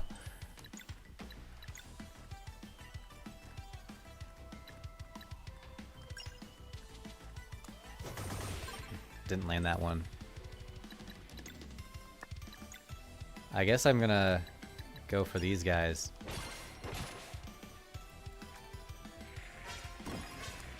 Man, I need to be careful. I'm taking a lot of damage. I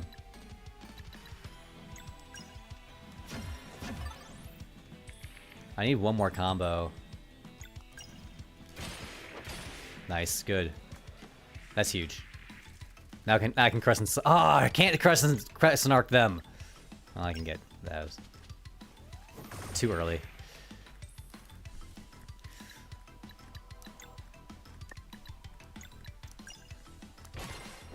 Okay, I got the max combo. I'll be able to heal after this. Perfect.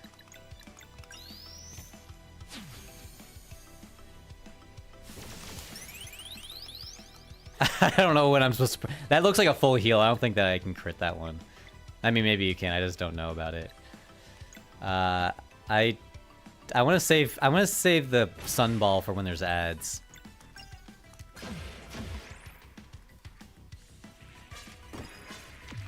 Oh, man. I guess I don't. Yeah! That was fun. That was a fun fight. Yeah! It's right at the end of the full animation when the healing particles go up. Gotcha. Our first big one! We did it! I want to see what's in this cave. Oh, you can go in here. Nice. 60 gold. Nice. Adventurer's vest. Nice. Now we are both clothed.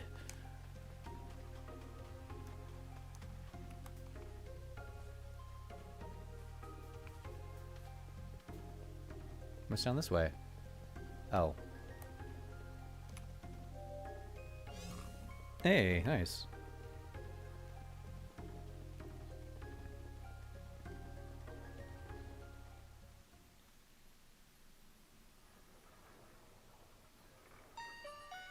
What? I wasn't expecting this. His name is 2. Things are starting to move. I am eager to see what those 2 can do. Eager and impatient too. For now, we wait. 3, you know what to do. Yeah, that was fire. That was cool. Ooh, let's go to the fish man. I guess it's not a man. It's just a sunglow lake. Oh.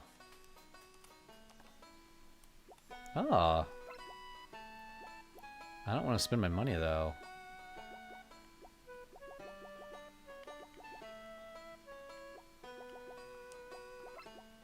Whoa, is it just a sell thing? I'm gonna keep it, though. Oh, you can fish!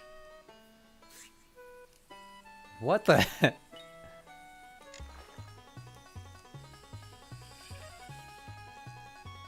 I don't know what the heck I'm doing.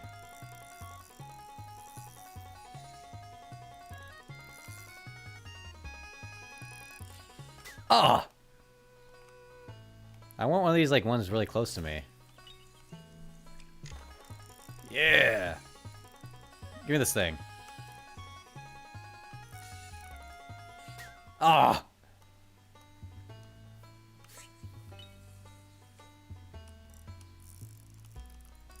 I'm gonna catch one fish and then we're gonna move on because I don't like fishing.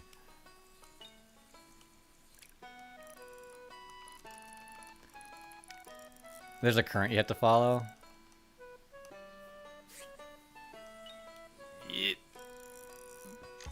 Oh, I see. Oh, I see the current now. I didn't even see that. That makes it a lot easier. I got fillet. Okay, I'll catch the one farther up this way. Now that I know how to play it. Okay, now it makes sense and that's kind of fun.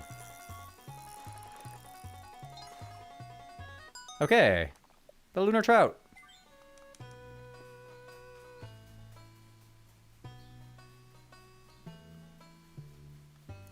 To have us nickname them like in Pokemon? Yeah, you're totally right. The rope physics is very good. It is so cool. I love how it looks.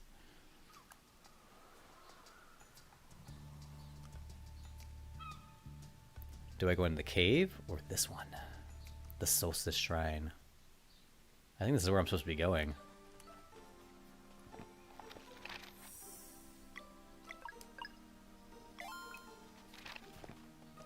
It's locked.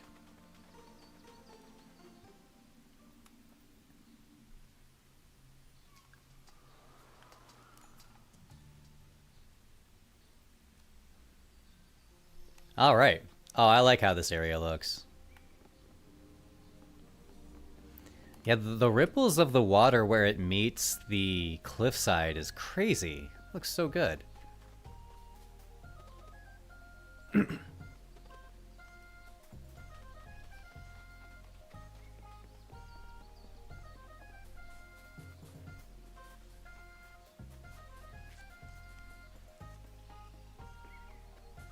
Oh, that scared me. I didn't expect that. What am I even looking at?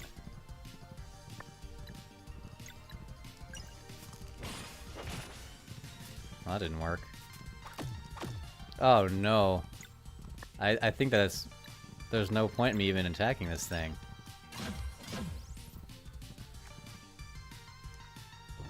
Oh, 28 damage. Jam. I need to make it so that you can jam unlimited times. This is kind of... It's kind of dicey.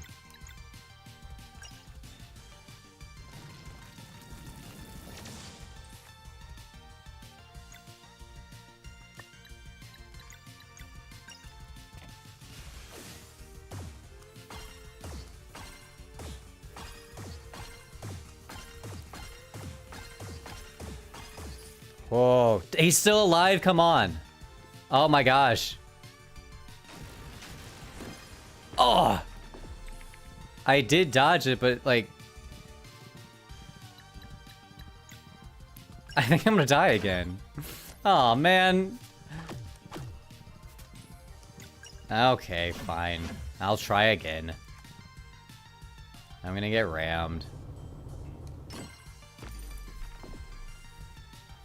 Okay, let's try it again without being dumb.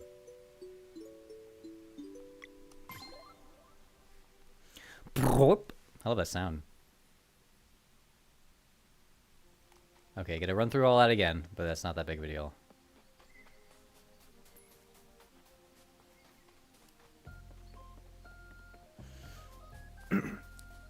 At least a little bit of insane graphics. I feel like my personal pixel art skills are getting better every year.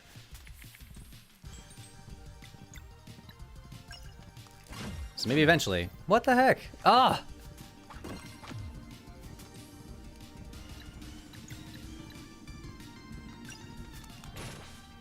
What did I...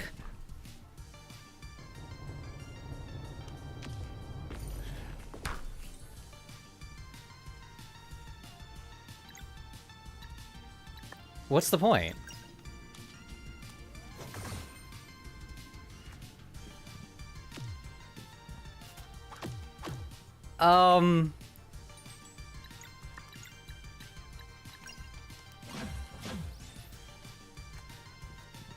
Yeah, I'm gonna try again. Oh, why did I heal? Why did it just heal me for no reason? That's weird.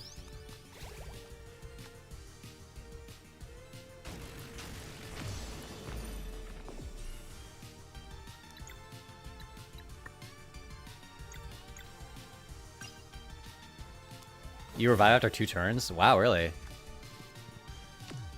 Oh my gosh. Okay, let me...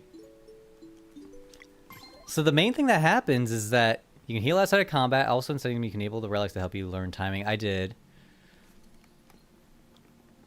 There's a block system. I've been blocking. I've missed a couple of those, so that is the main thing. So like the blocking is very important. The blocking, getting all the timings is important. It's like Expedition 33, or Paper Mario, or Mario and Luigi.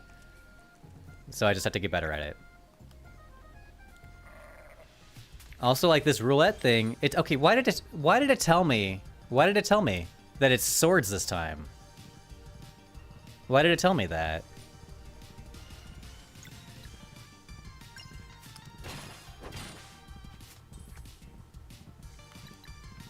I can't... But I can't use another sword? Because I revealed it earlier. Oh.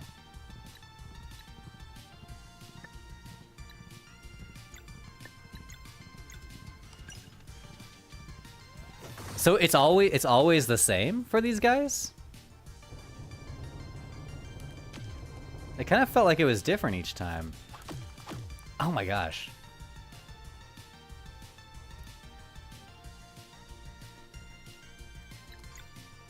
I could have sworn that it changes. Cause no, I know for sure that I used swords on him the first time and then it didn't work.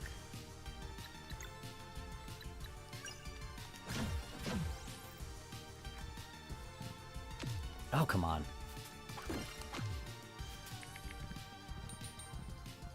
See, no, it is different. So so after you beat him, after you reveal it once and like it's permanently just shows you. So it does change.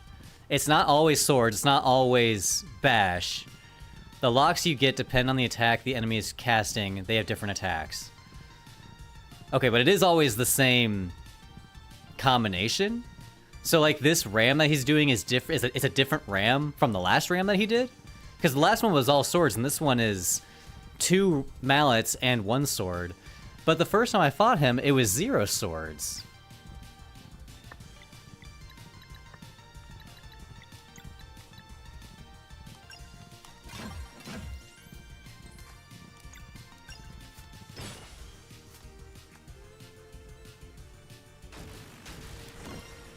Oh!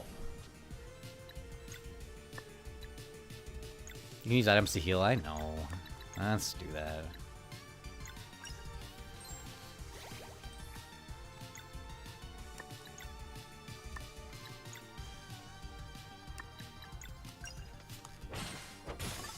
Nice! For that one specifically, maybe it's different. But usually it's 1 set of specific locks per attack spell. Okay.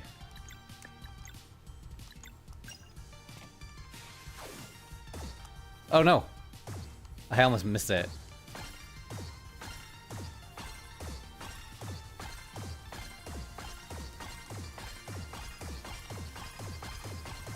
Oh my god, you can keep it going? That's awesome! That's so cool!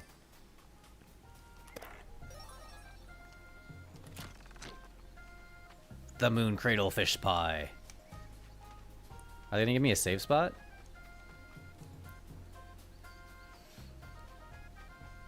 I used my good healing thing. I guess I needed to. It's up to 25, there's an achievement for it? Oh, yeah, I see. 25, that's crazy.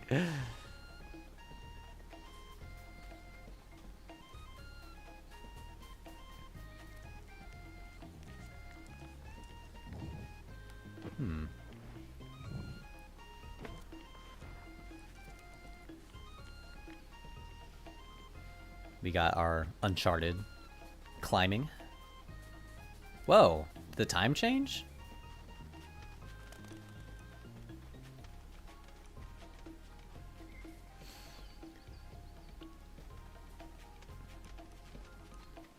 First day of playing the game, nice. Ah, yes.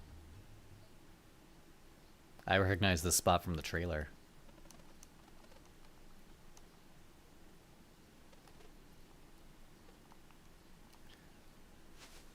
Huh? Celestial Willow Jam?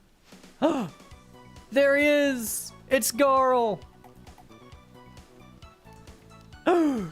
Oh, and I found some herbs. Aw, the jam didn't work. That track is so good, it is good. And you look so strong now.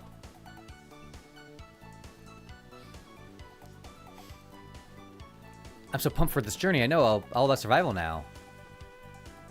What's wrong? You can't actually come with us. We just wanted to say goodbye. We're on duty now. It'll be pretty dangerous. You can't mean that.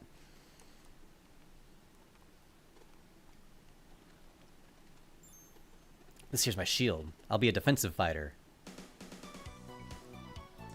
No, a warrior cook. Oh yeah? Sure I am. I've been reading a lot too. You're going to face won't even be flesh, mance, or minions. That means anyone can fight them. You sure about that? He lost an eye? That is sad. See, eating me. Yay!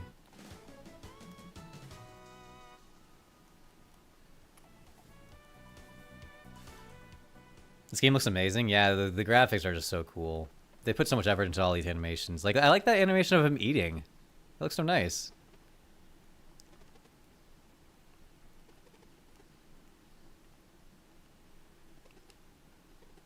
All I did was train and learn the skills I thought would come in handy. Every single day I was hoping to see you come out. I'm sure glad no one told me it would take 10 years. It's 10 years later. Well, Saving Zay in the cavern, I remember that. Just from a little bit ago. I guess it was that was 10 years ago. How much food did you pack anyway? Just enough for a few meals. I gotta learn about gathering.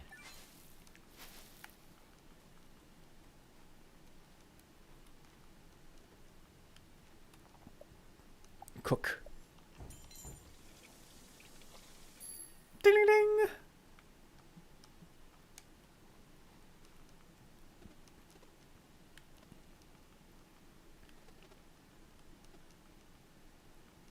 I'm ready for some sleep. Let's go.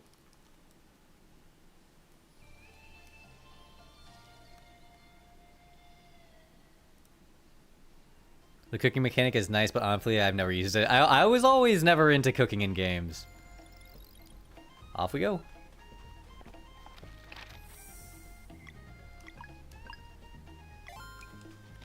Do I want to go in the cave? Oh, get away from me. Oh, he got me. Oh, he got me.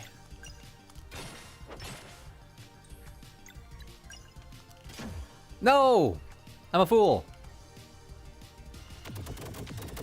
Ah!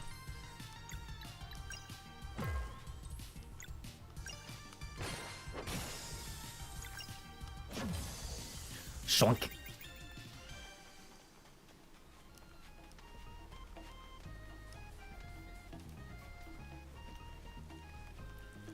Gimme, gimme, gimme. The abacus. What the heck does that mean? Displays non-boss enemies' HP in combat. Sure.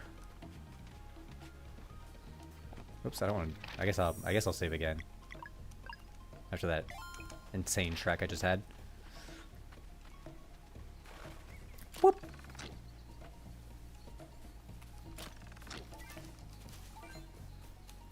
Ah, yes. You kept getting equipped the entire game. Nice. That does seem useful.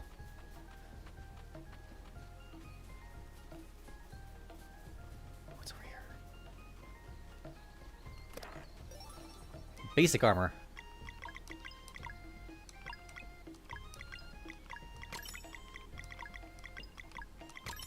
Why can't... It must be for the soul man people. The moon ladies.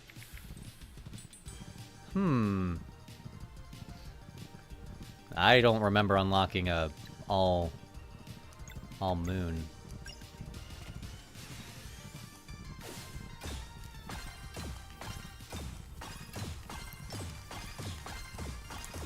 Whew. Okay, well I got him. That's good. Is Garl's attack a bash? I think it is.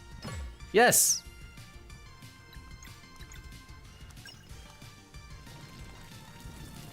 Yo!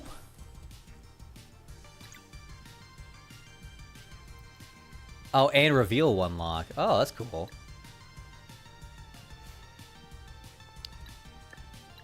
Oh, it does tell you in the top right. It does. You're right.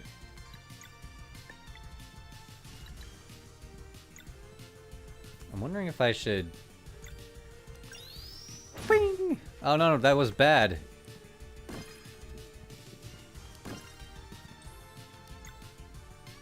Oh, it tells you how much HP it has. Dude, that Solstice Strike sucks. Oh, can't be timed to hit twice. I'm dumb. I haven't been doing that. Oh no, he's gonna hit me again.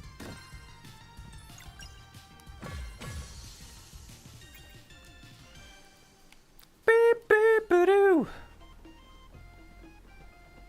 This area looks so awesome.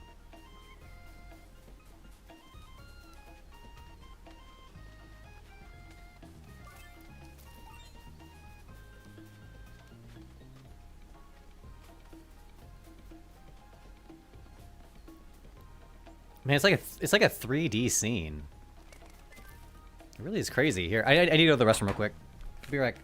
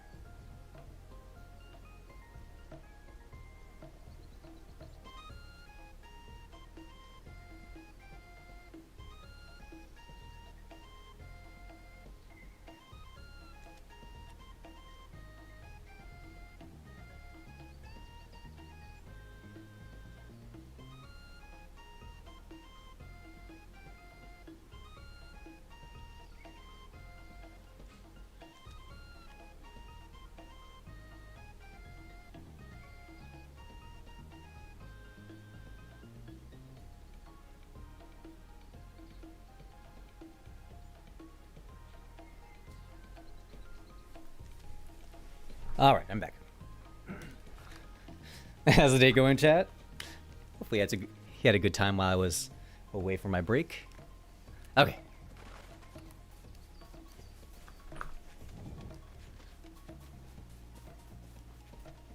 Whoa.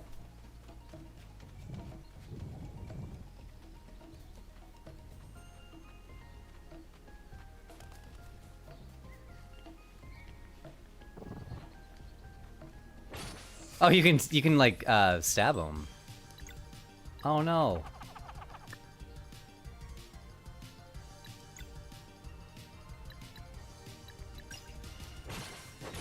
Whoa. Throws a snack at a friend. Here, I'll throw a snack at you. Whoa, that's a good heal. Oh. Oh no.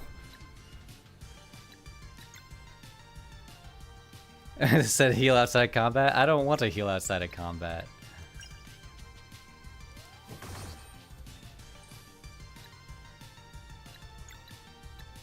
See, that one only has 10 left. I can kill him.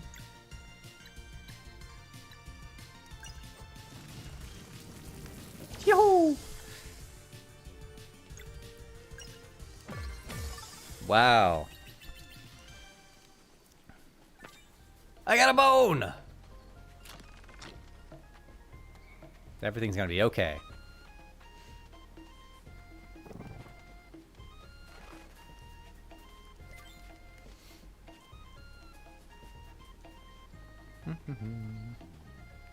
Hey, see, that's why you don't heal outside of combat, because sometimes you run into a little fireplace.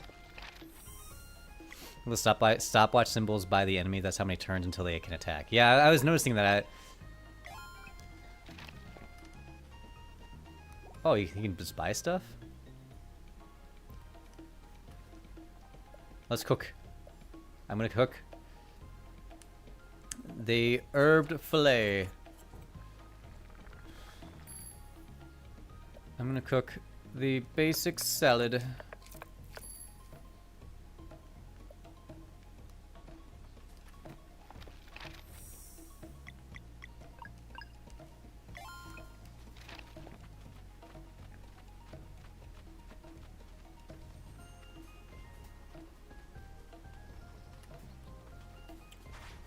No, don't touch me.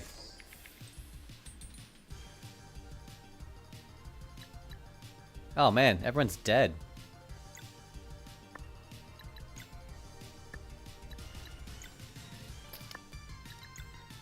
Oh, I see. So you can Solstice Strike this guy.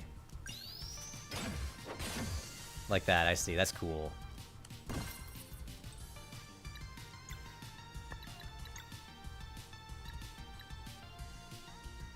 Wait, why? I forgot to rest at the stupid the fireplace. I didn't heal. Whoops, now I have to waste my salad.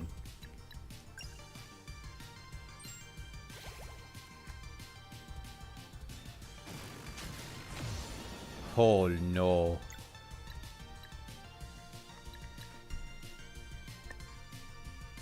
Yeah, we're gonna do another one of these. No, come on. Fool. Okay, good. We'll be okay. To another position.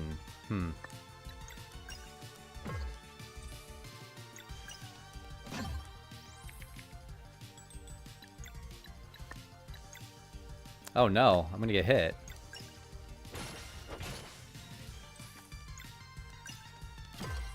There we go. Okay, that worked out.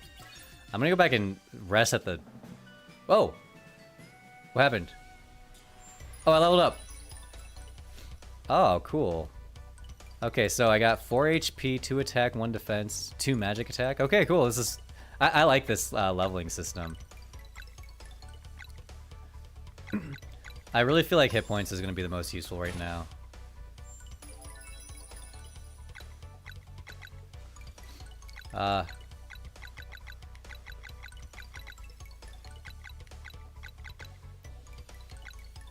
I think I'll do... I'll do physical attack because I use physical attack right now. Defense, magic defense, hit points. Where you choose the bonuses you want. Yeah, I love that. I think I'm gonna do hit points. I think having extra hit points early on is helpful. I mean, they're all helpful.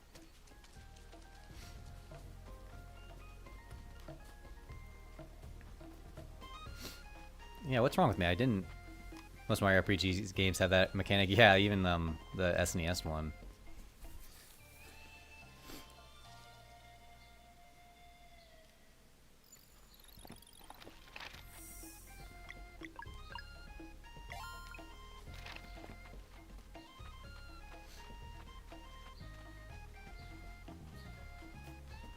I wonder if I'm gonna have to fight them. Oh, I don't have to fight them again.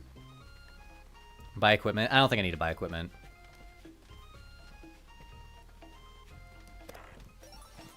Oh, I found the recipe.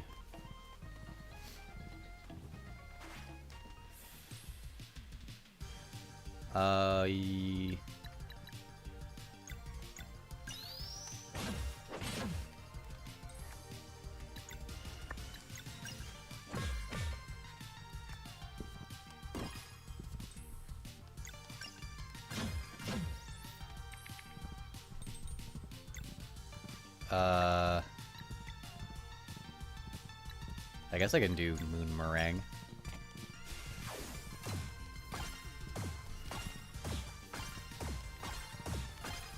Oh, I missed. Oh, that was not good.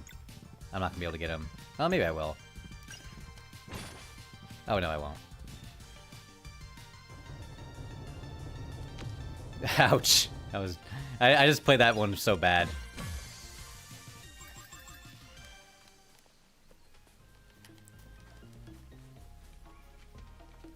Oh, this looks so cool.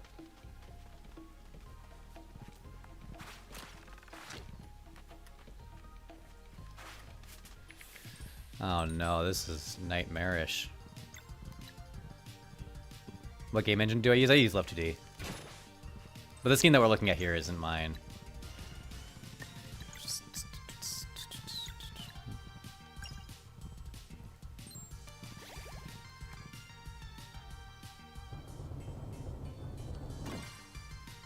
Okay. No! I guess I should be fighting these guys. Because they have... Oh, man, I am taking some damage. I'm gonna use Sunball. It's just too good of a move.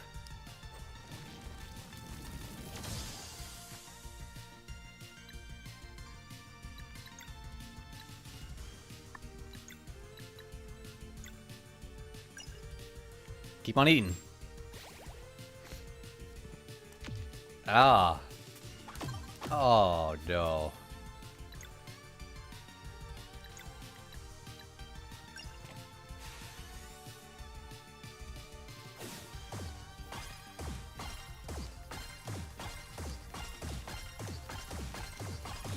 That is tough. Is he almost dead yet? I guess he'll be dead from this. Woohoo!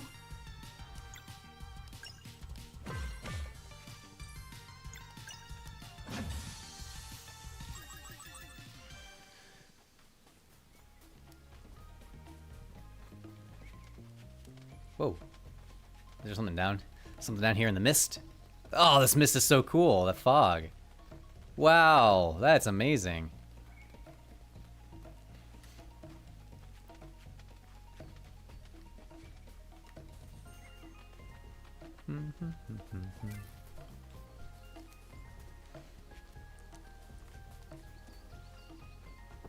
Whoa.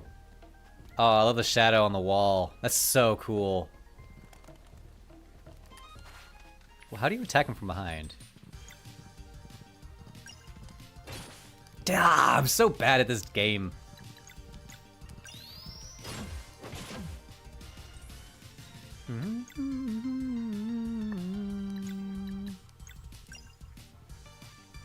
My all-you-can-eat pizza lunch is over. I'm back to the day job, and you are still playing. Time flies when you're having fun. It does. It definitely does. I'm glad that you're here. I hope that your pizza was good. I guess I'm gonna use Healing Light.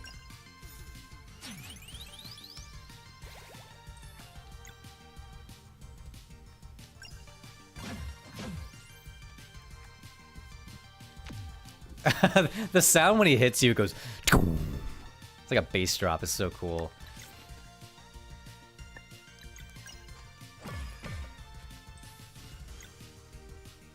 One. Can I kill him in one hit?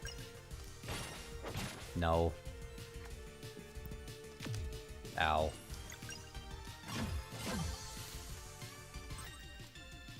I do like getting items. Whoa.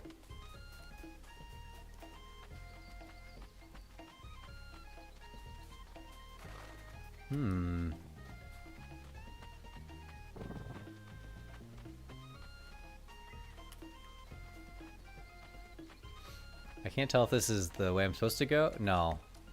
Yeah, this is the main path. I need to go back down. I shouldn't be skipping caves. Oh, I had to climb all the way back down. The ladder revealed itself. It is cool. I love shortcuts. Sealed by mysterious force. Okay.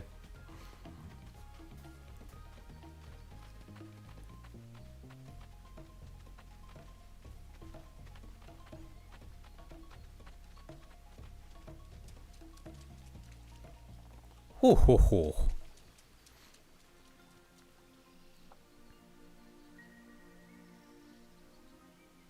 Ho. Two children of the solstice have come for their rite of passage, but I also sense one who does not belong here. I like the start because it uses pixel art without trying to emulate a specific console or area. I know it does. You're right. It's so like high fidelity. Oh, that's so cool. It looks so nice. Welcome, young adventurers, to the sacred pond. Nice to meet you, Elder Mist. My name is Garl.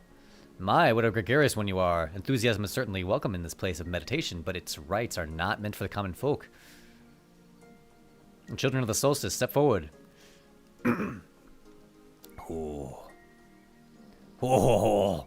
It seems you show great potential indeed. Have you woven your will into celestial fabrics? We have, Elder Mist. Then come closer and let them be imbued by the sacred pond's magic.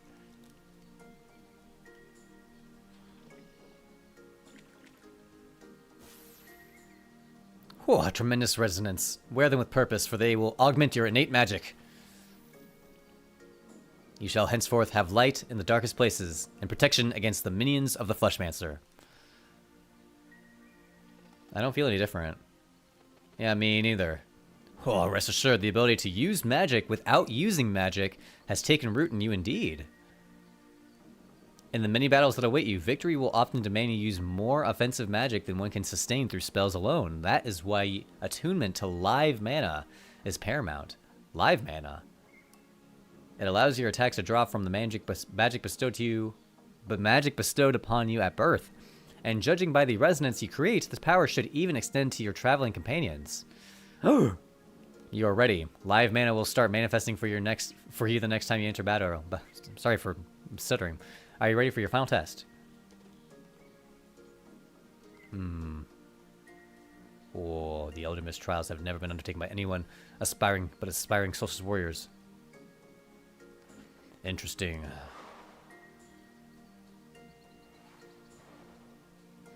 Well, the design of this dude's so cool. Could he bring it back?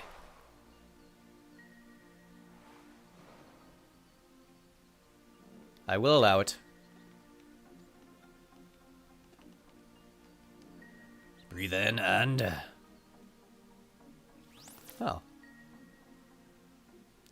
So.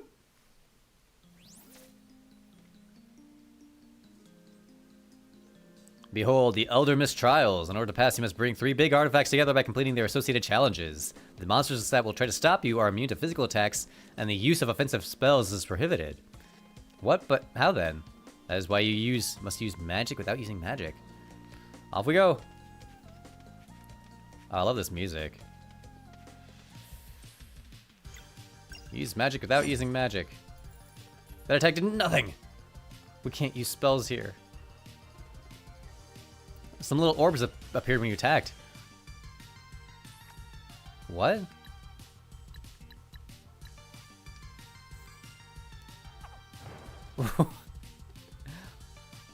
It worked! How does it feel? Like power. So if I attack, it should do magic damage now. That's weird. I want to try it next.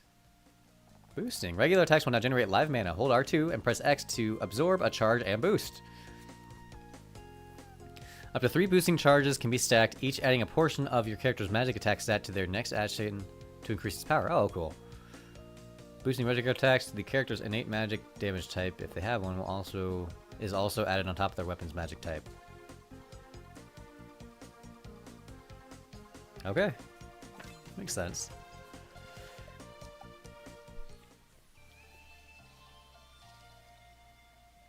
Overall, would you recommend this one? I mean, so far, I'm still in the intro, basically tutorial phases. And I like it. I wouldn't say I'm hooked yet. As someone who definitely beat the game, I can definitely recommend it if you like turn-based RPGs. Yeah, Wolf has been talking it up. I think it definitely has amazing style and look to it. And I'm still in the early phases. I'm still getting into it. It takes a while for an RPG to pick up.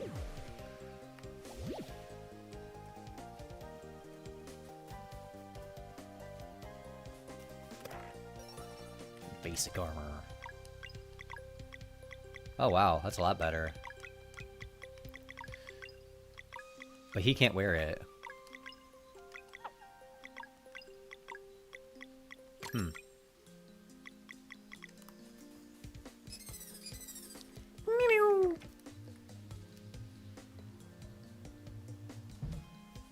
Don't touch me.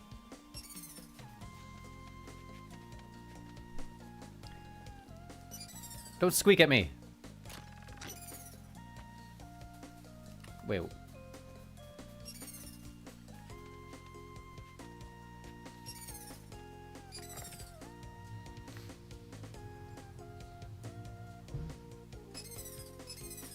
Beep-boo. Anyway, sprites is sick. Yeah, it's just a lot of work to do.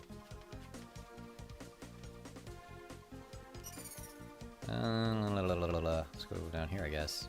Whoa! That's not what I was supposed to do.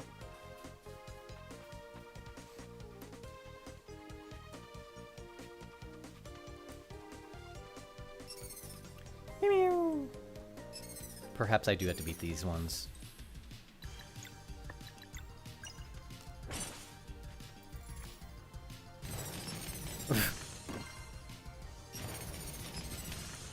Wait, why did I heal? I got full healed. That was weird.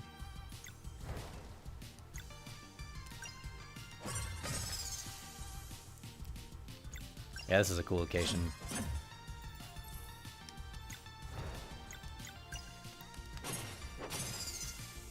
Nice.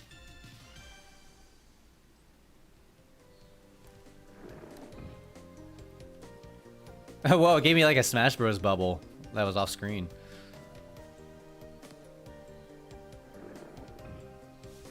Shoo!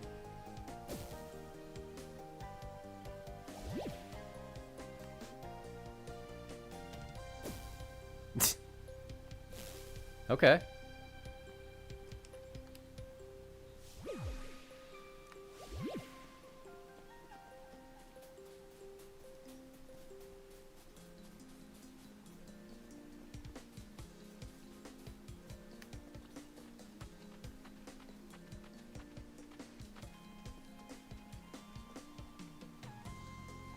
Has some isometric art design. It totally does. Yeah, it does. It combines that with the... Which one regenerates MP? Attacking.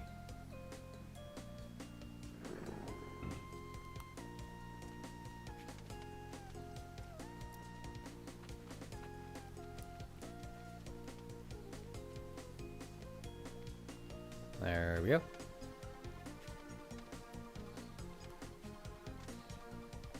What is the name of Mooncradle School in the Sky? That's Zenith. I've been paying attention.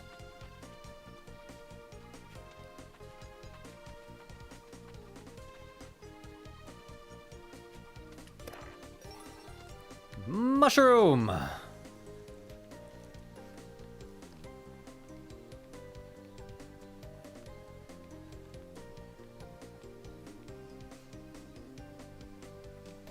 What?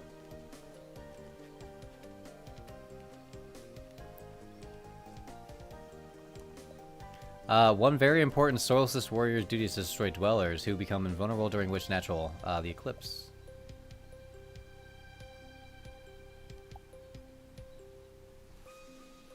I had to think about that.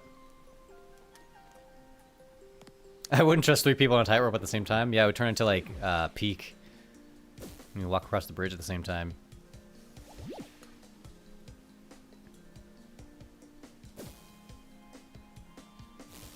Whoa.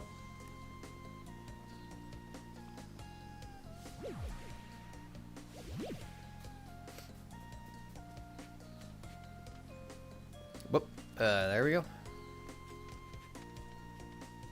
I love this song. The Shiny Pearl!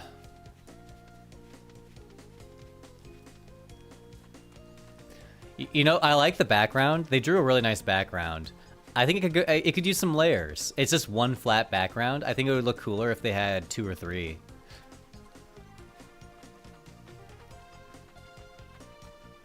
Like the Moonshire title menu has 7 or 8, I think. I think it goes a long way in making it look nice.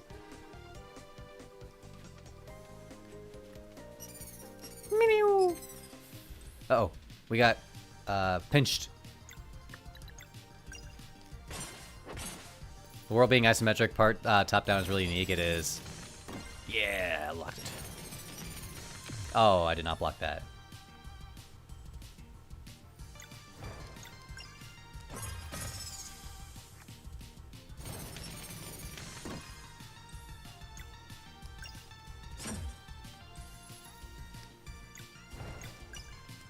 Oops, I should have attacked the other one.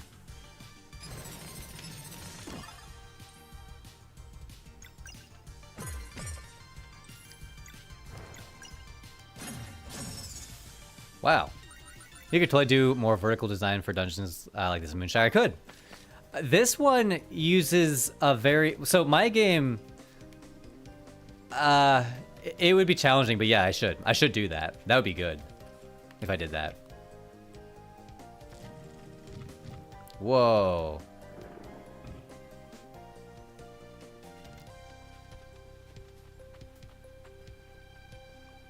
Yeah, with the jumping and stuff, it would be a different kind of verticality, but I think it would be great.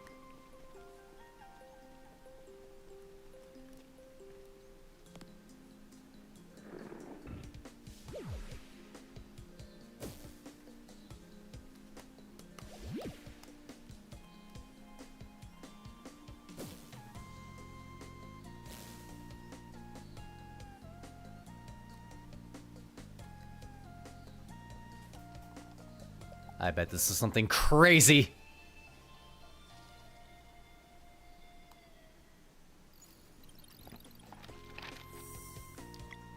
I wonder how this works. Do you think it's all pure 2D with just some tricks to give it the illusion of depth? Yeah, I don't think that there's... I doubt that there's a 3D aspect. Well, so I think that the entire game is flat, but it's separated into a few different layers.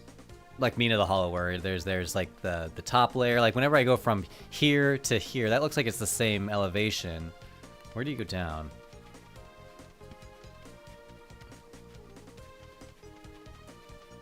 Yeah, all of this is just purely flat. But there is some depth to it. Like this feather is going over my foot. Yeah, I don't know. Did I save? I can't remember. I always like autopilot. Did I hail? Yeah, I did. Let's do it!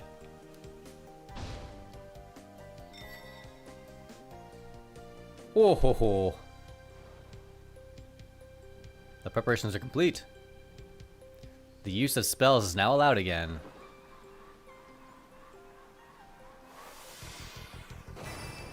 Whoa, that's so cool.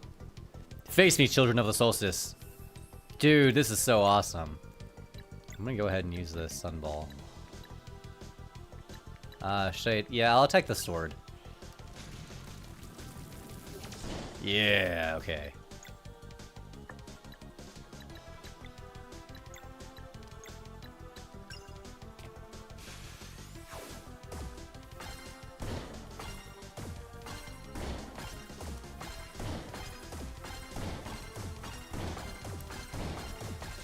Whoa. Oh, that's so much. Counter slash. Well, it only has 30 HP left. I couldn't get past the first boss. Oh, I get smashed. Only has 14 left. Oh, I could, this. No, it has 1 HP left.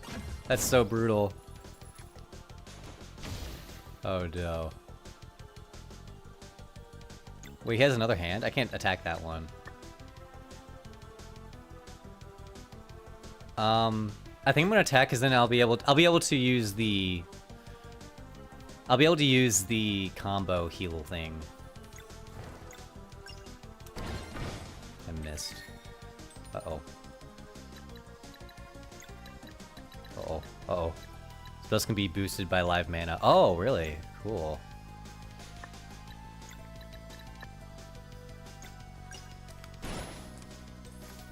Okay.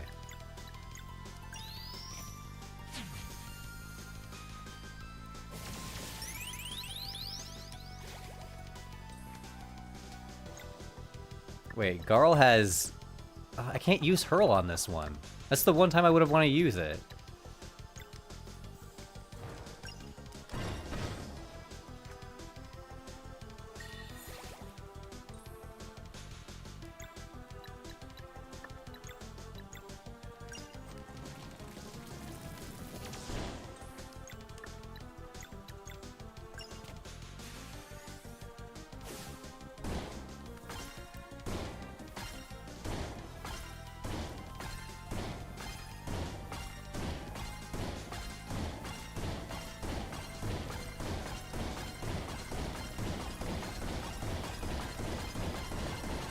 That's so fun. Ouch! Got smashed. I recommend Arco if you haven't played it. Cool action RPG hybrid made enough to eat. Cool, nice. Of course they can heal. Classic boss that can heal. I think that everyone's okay. I think I'd rather just get more live mana on the field. Its sword is feeling better. That's funny. I think I'll attack it then. Oh, I missed the dumb timing thing.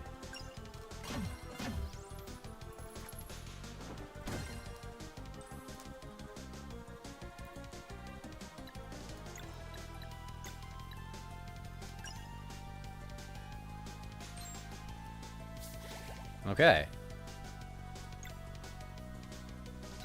Playing a game of Pong is so cool.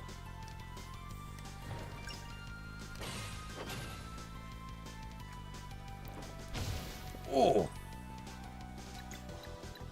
I guess I can Crescent Arc them. That's probably good. Nice, that was great.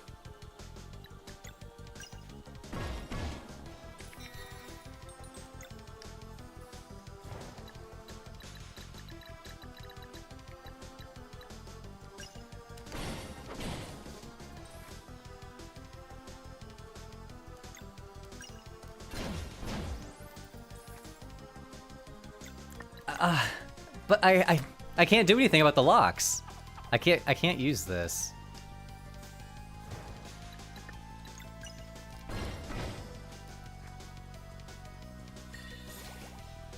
I guess it's not that big of a deal.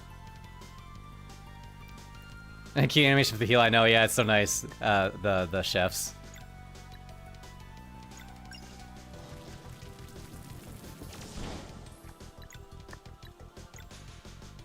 I'm gonna save the combo. Oh. I think I'm gonna heal.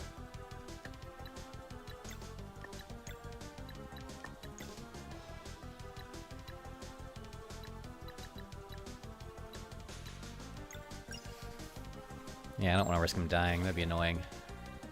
The sword's feeling better.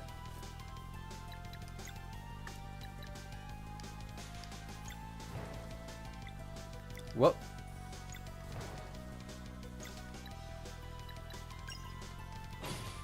I missed that. I keep missing that. I'm a fool.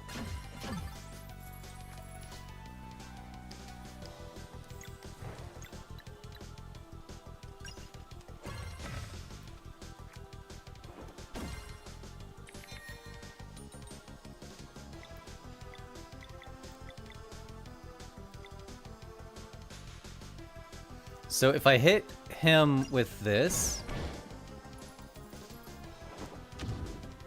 Okay. Never mind. We're just going to ignore it. There's, like, not anything I can do about it.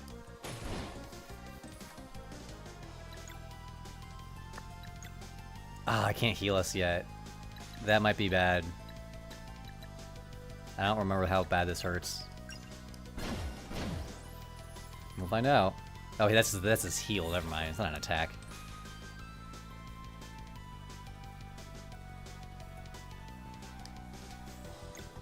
Whoop.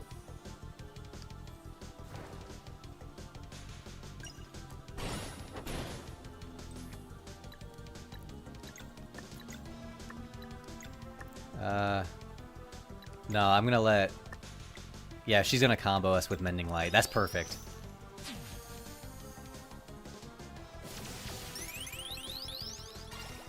Oh, I got the crit on that one.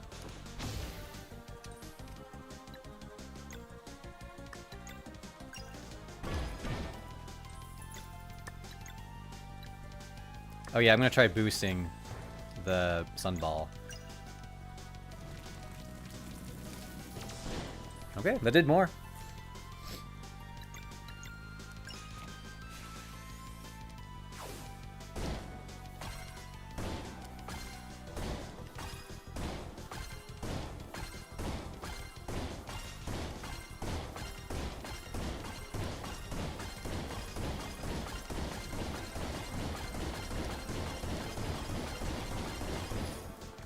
Wow.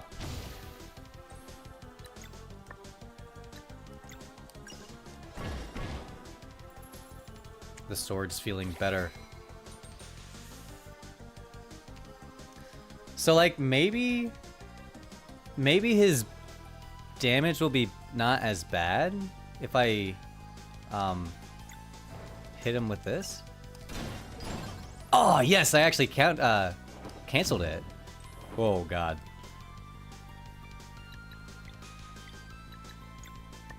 Uh-oh. Uh-oh. Party recovers 55 and 5. I'll do that.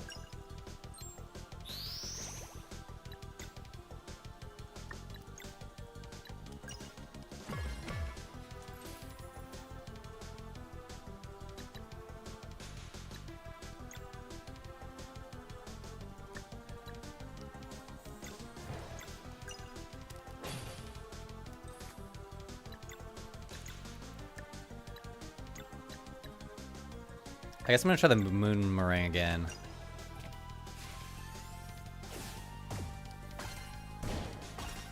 It's gonna be a lot harder because they're different enemies. Oh, that was not as good. Oh no!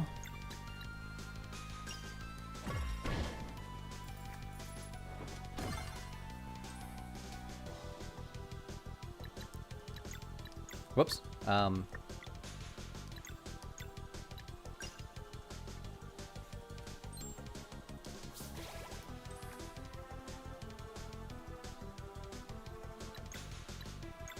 I'm going to boost. The boosting is a little confusing, but it's okay. Nice! Woo! That was fun.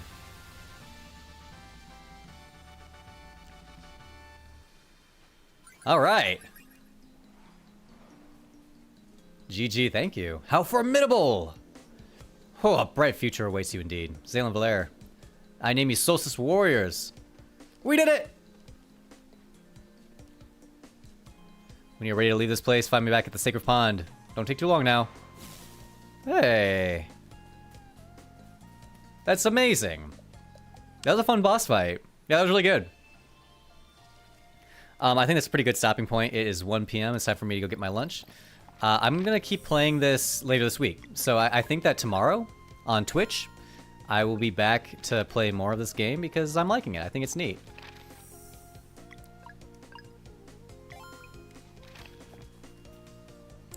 So, on that note, I will be back next week for more Moonshire Monday. If you want to watch more of this game, I'll be back tomorrow on Twitch. You can check me out while I do that. And do you prefer the timing X to quick time events and turn-based combat? I think it's fun doing a timing input.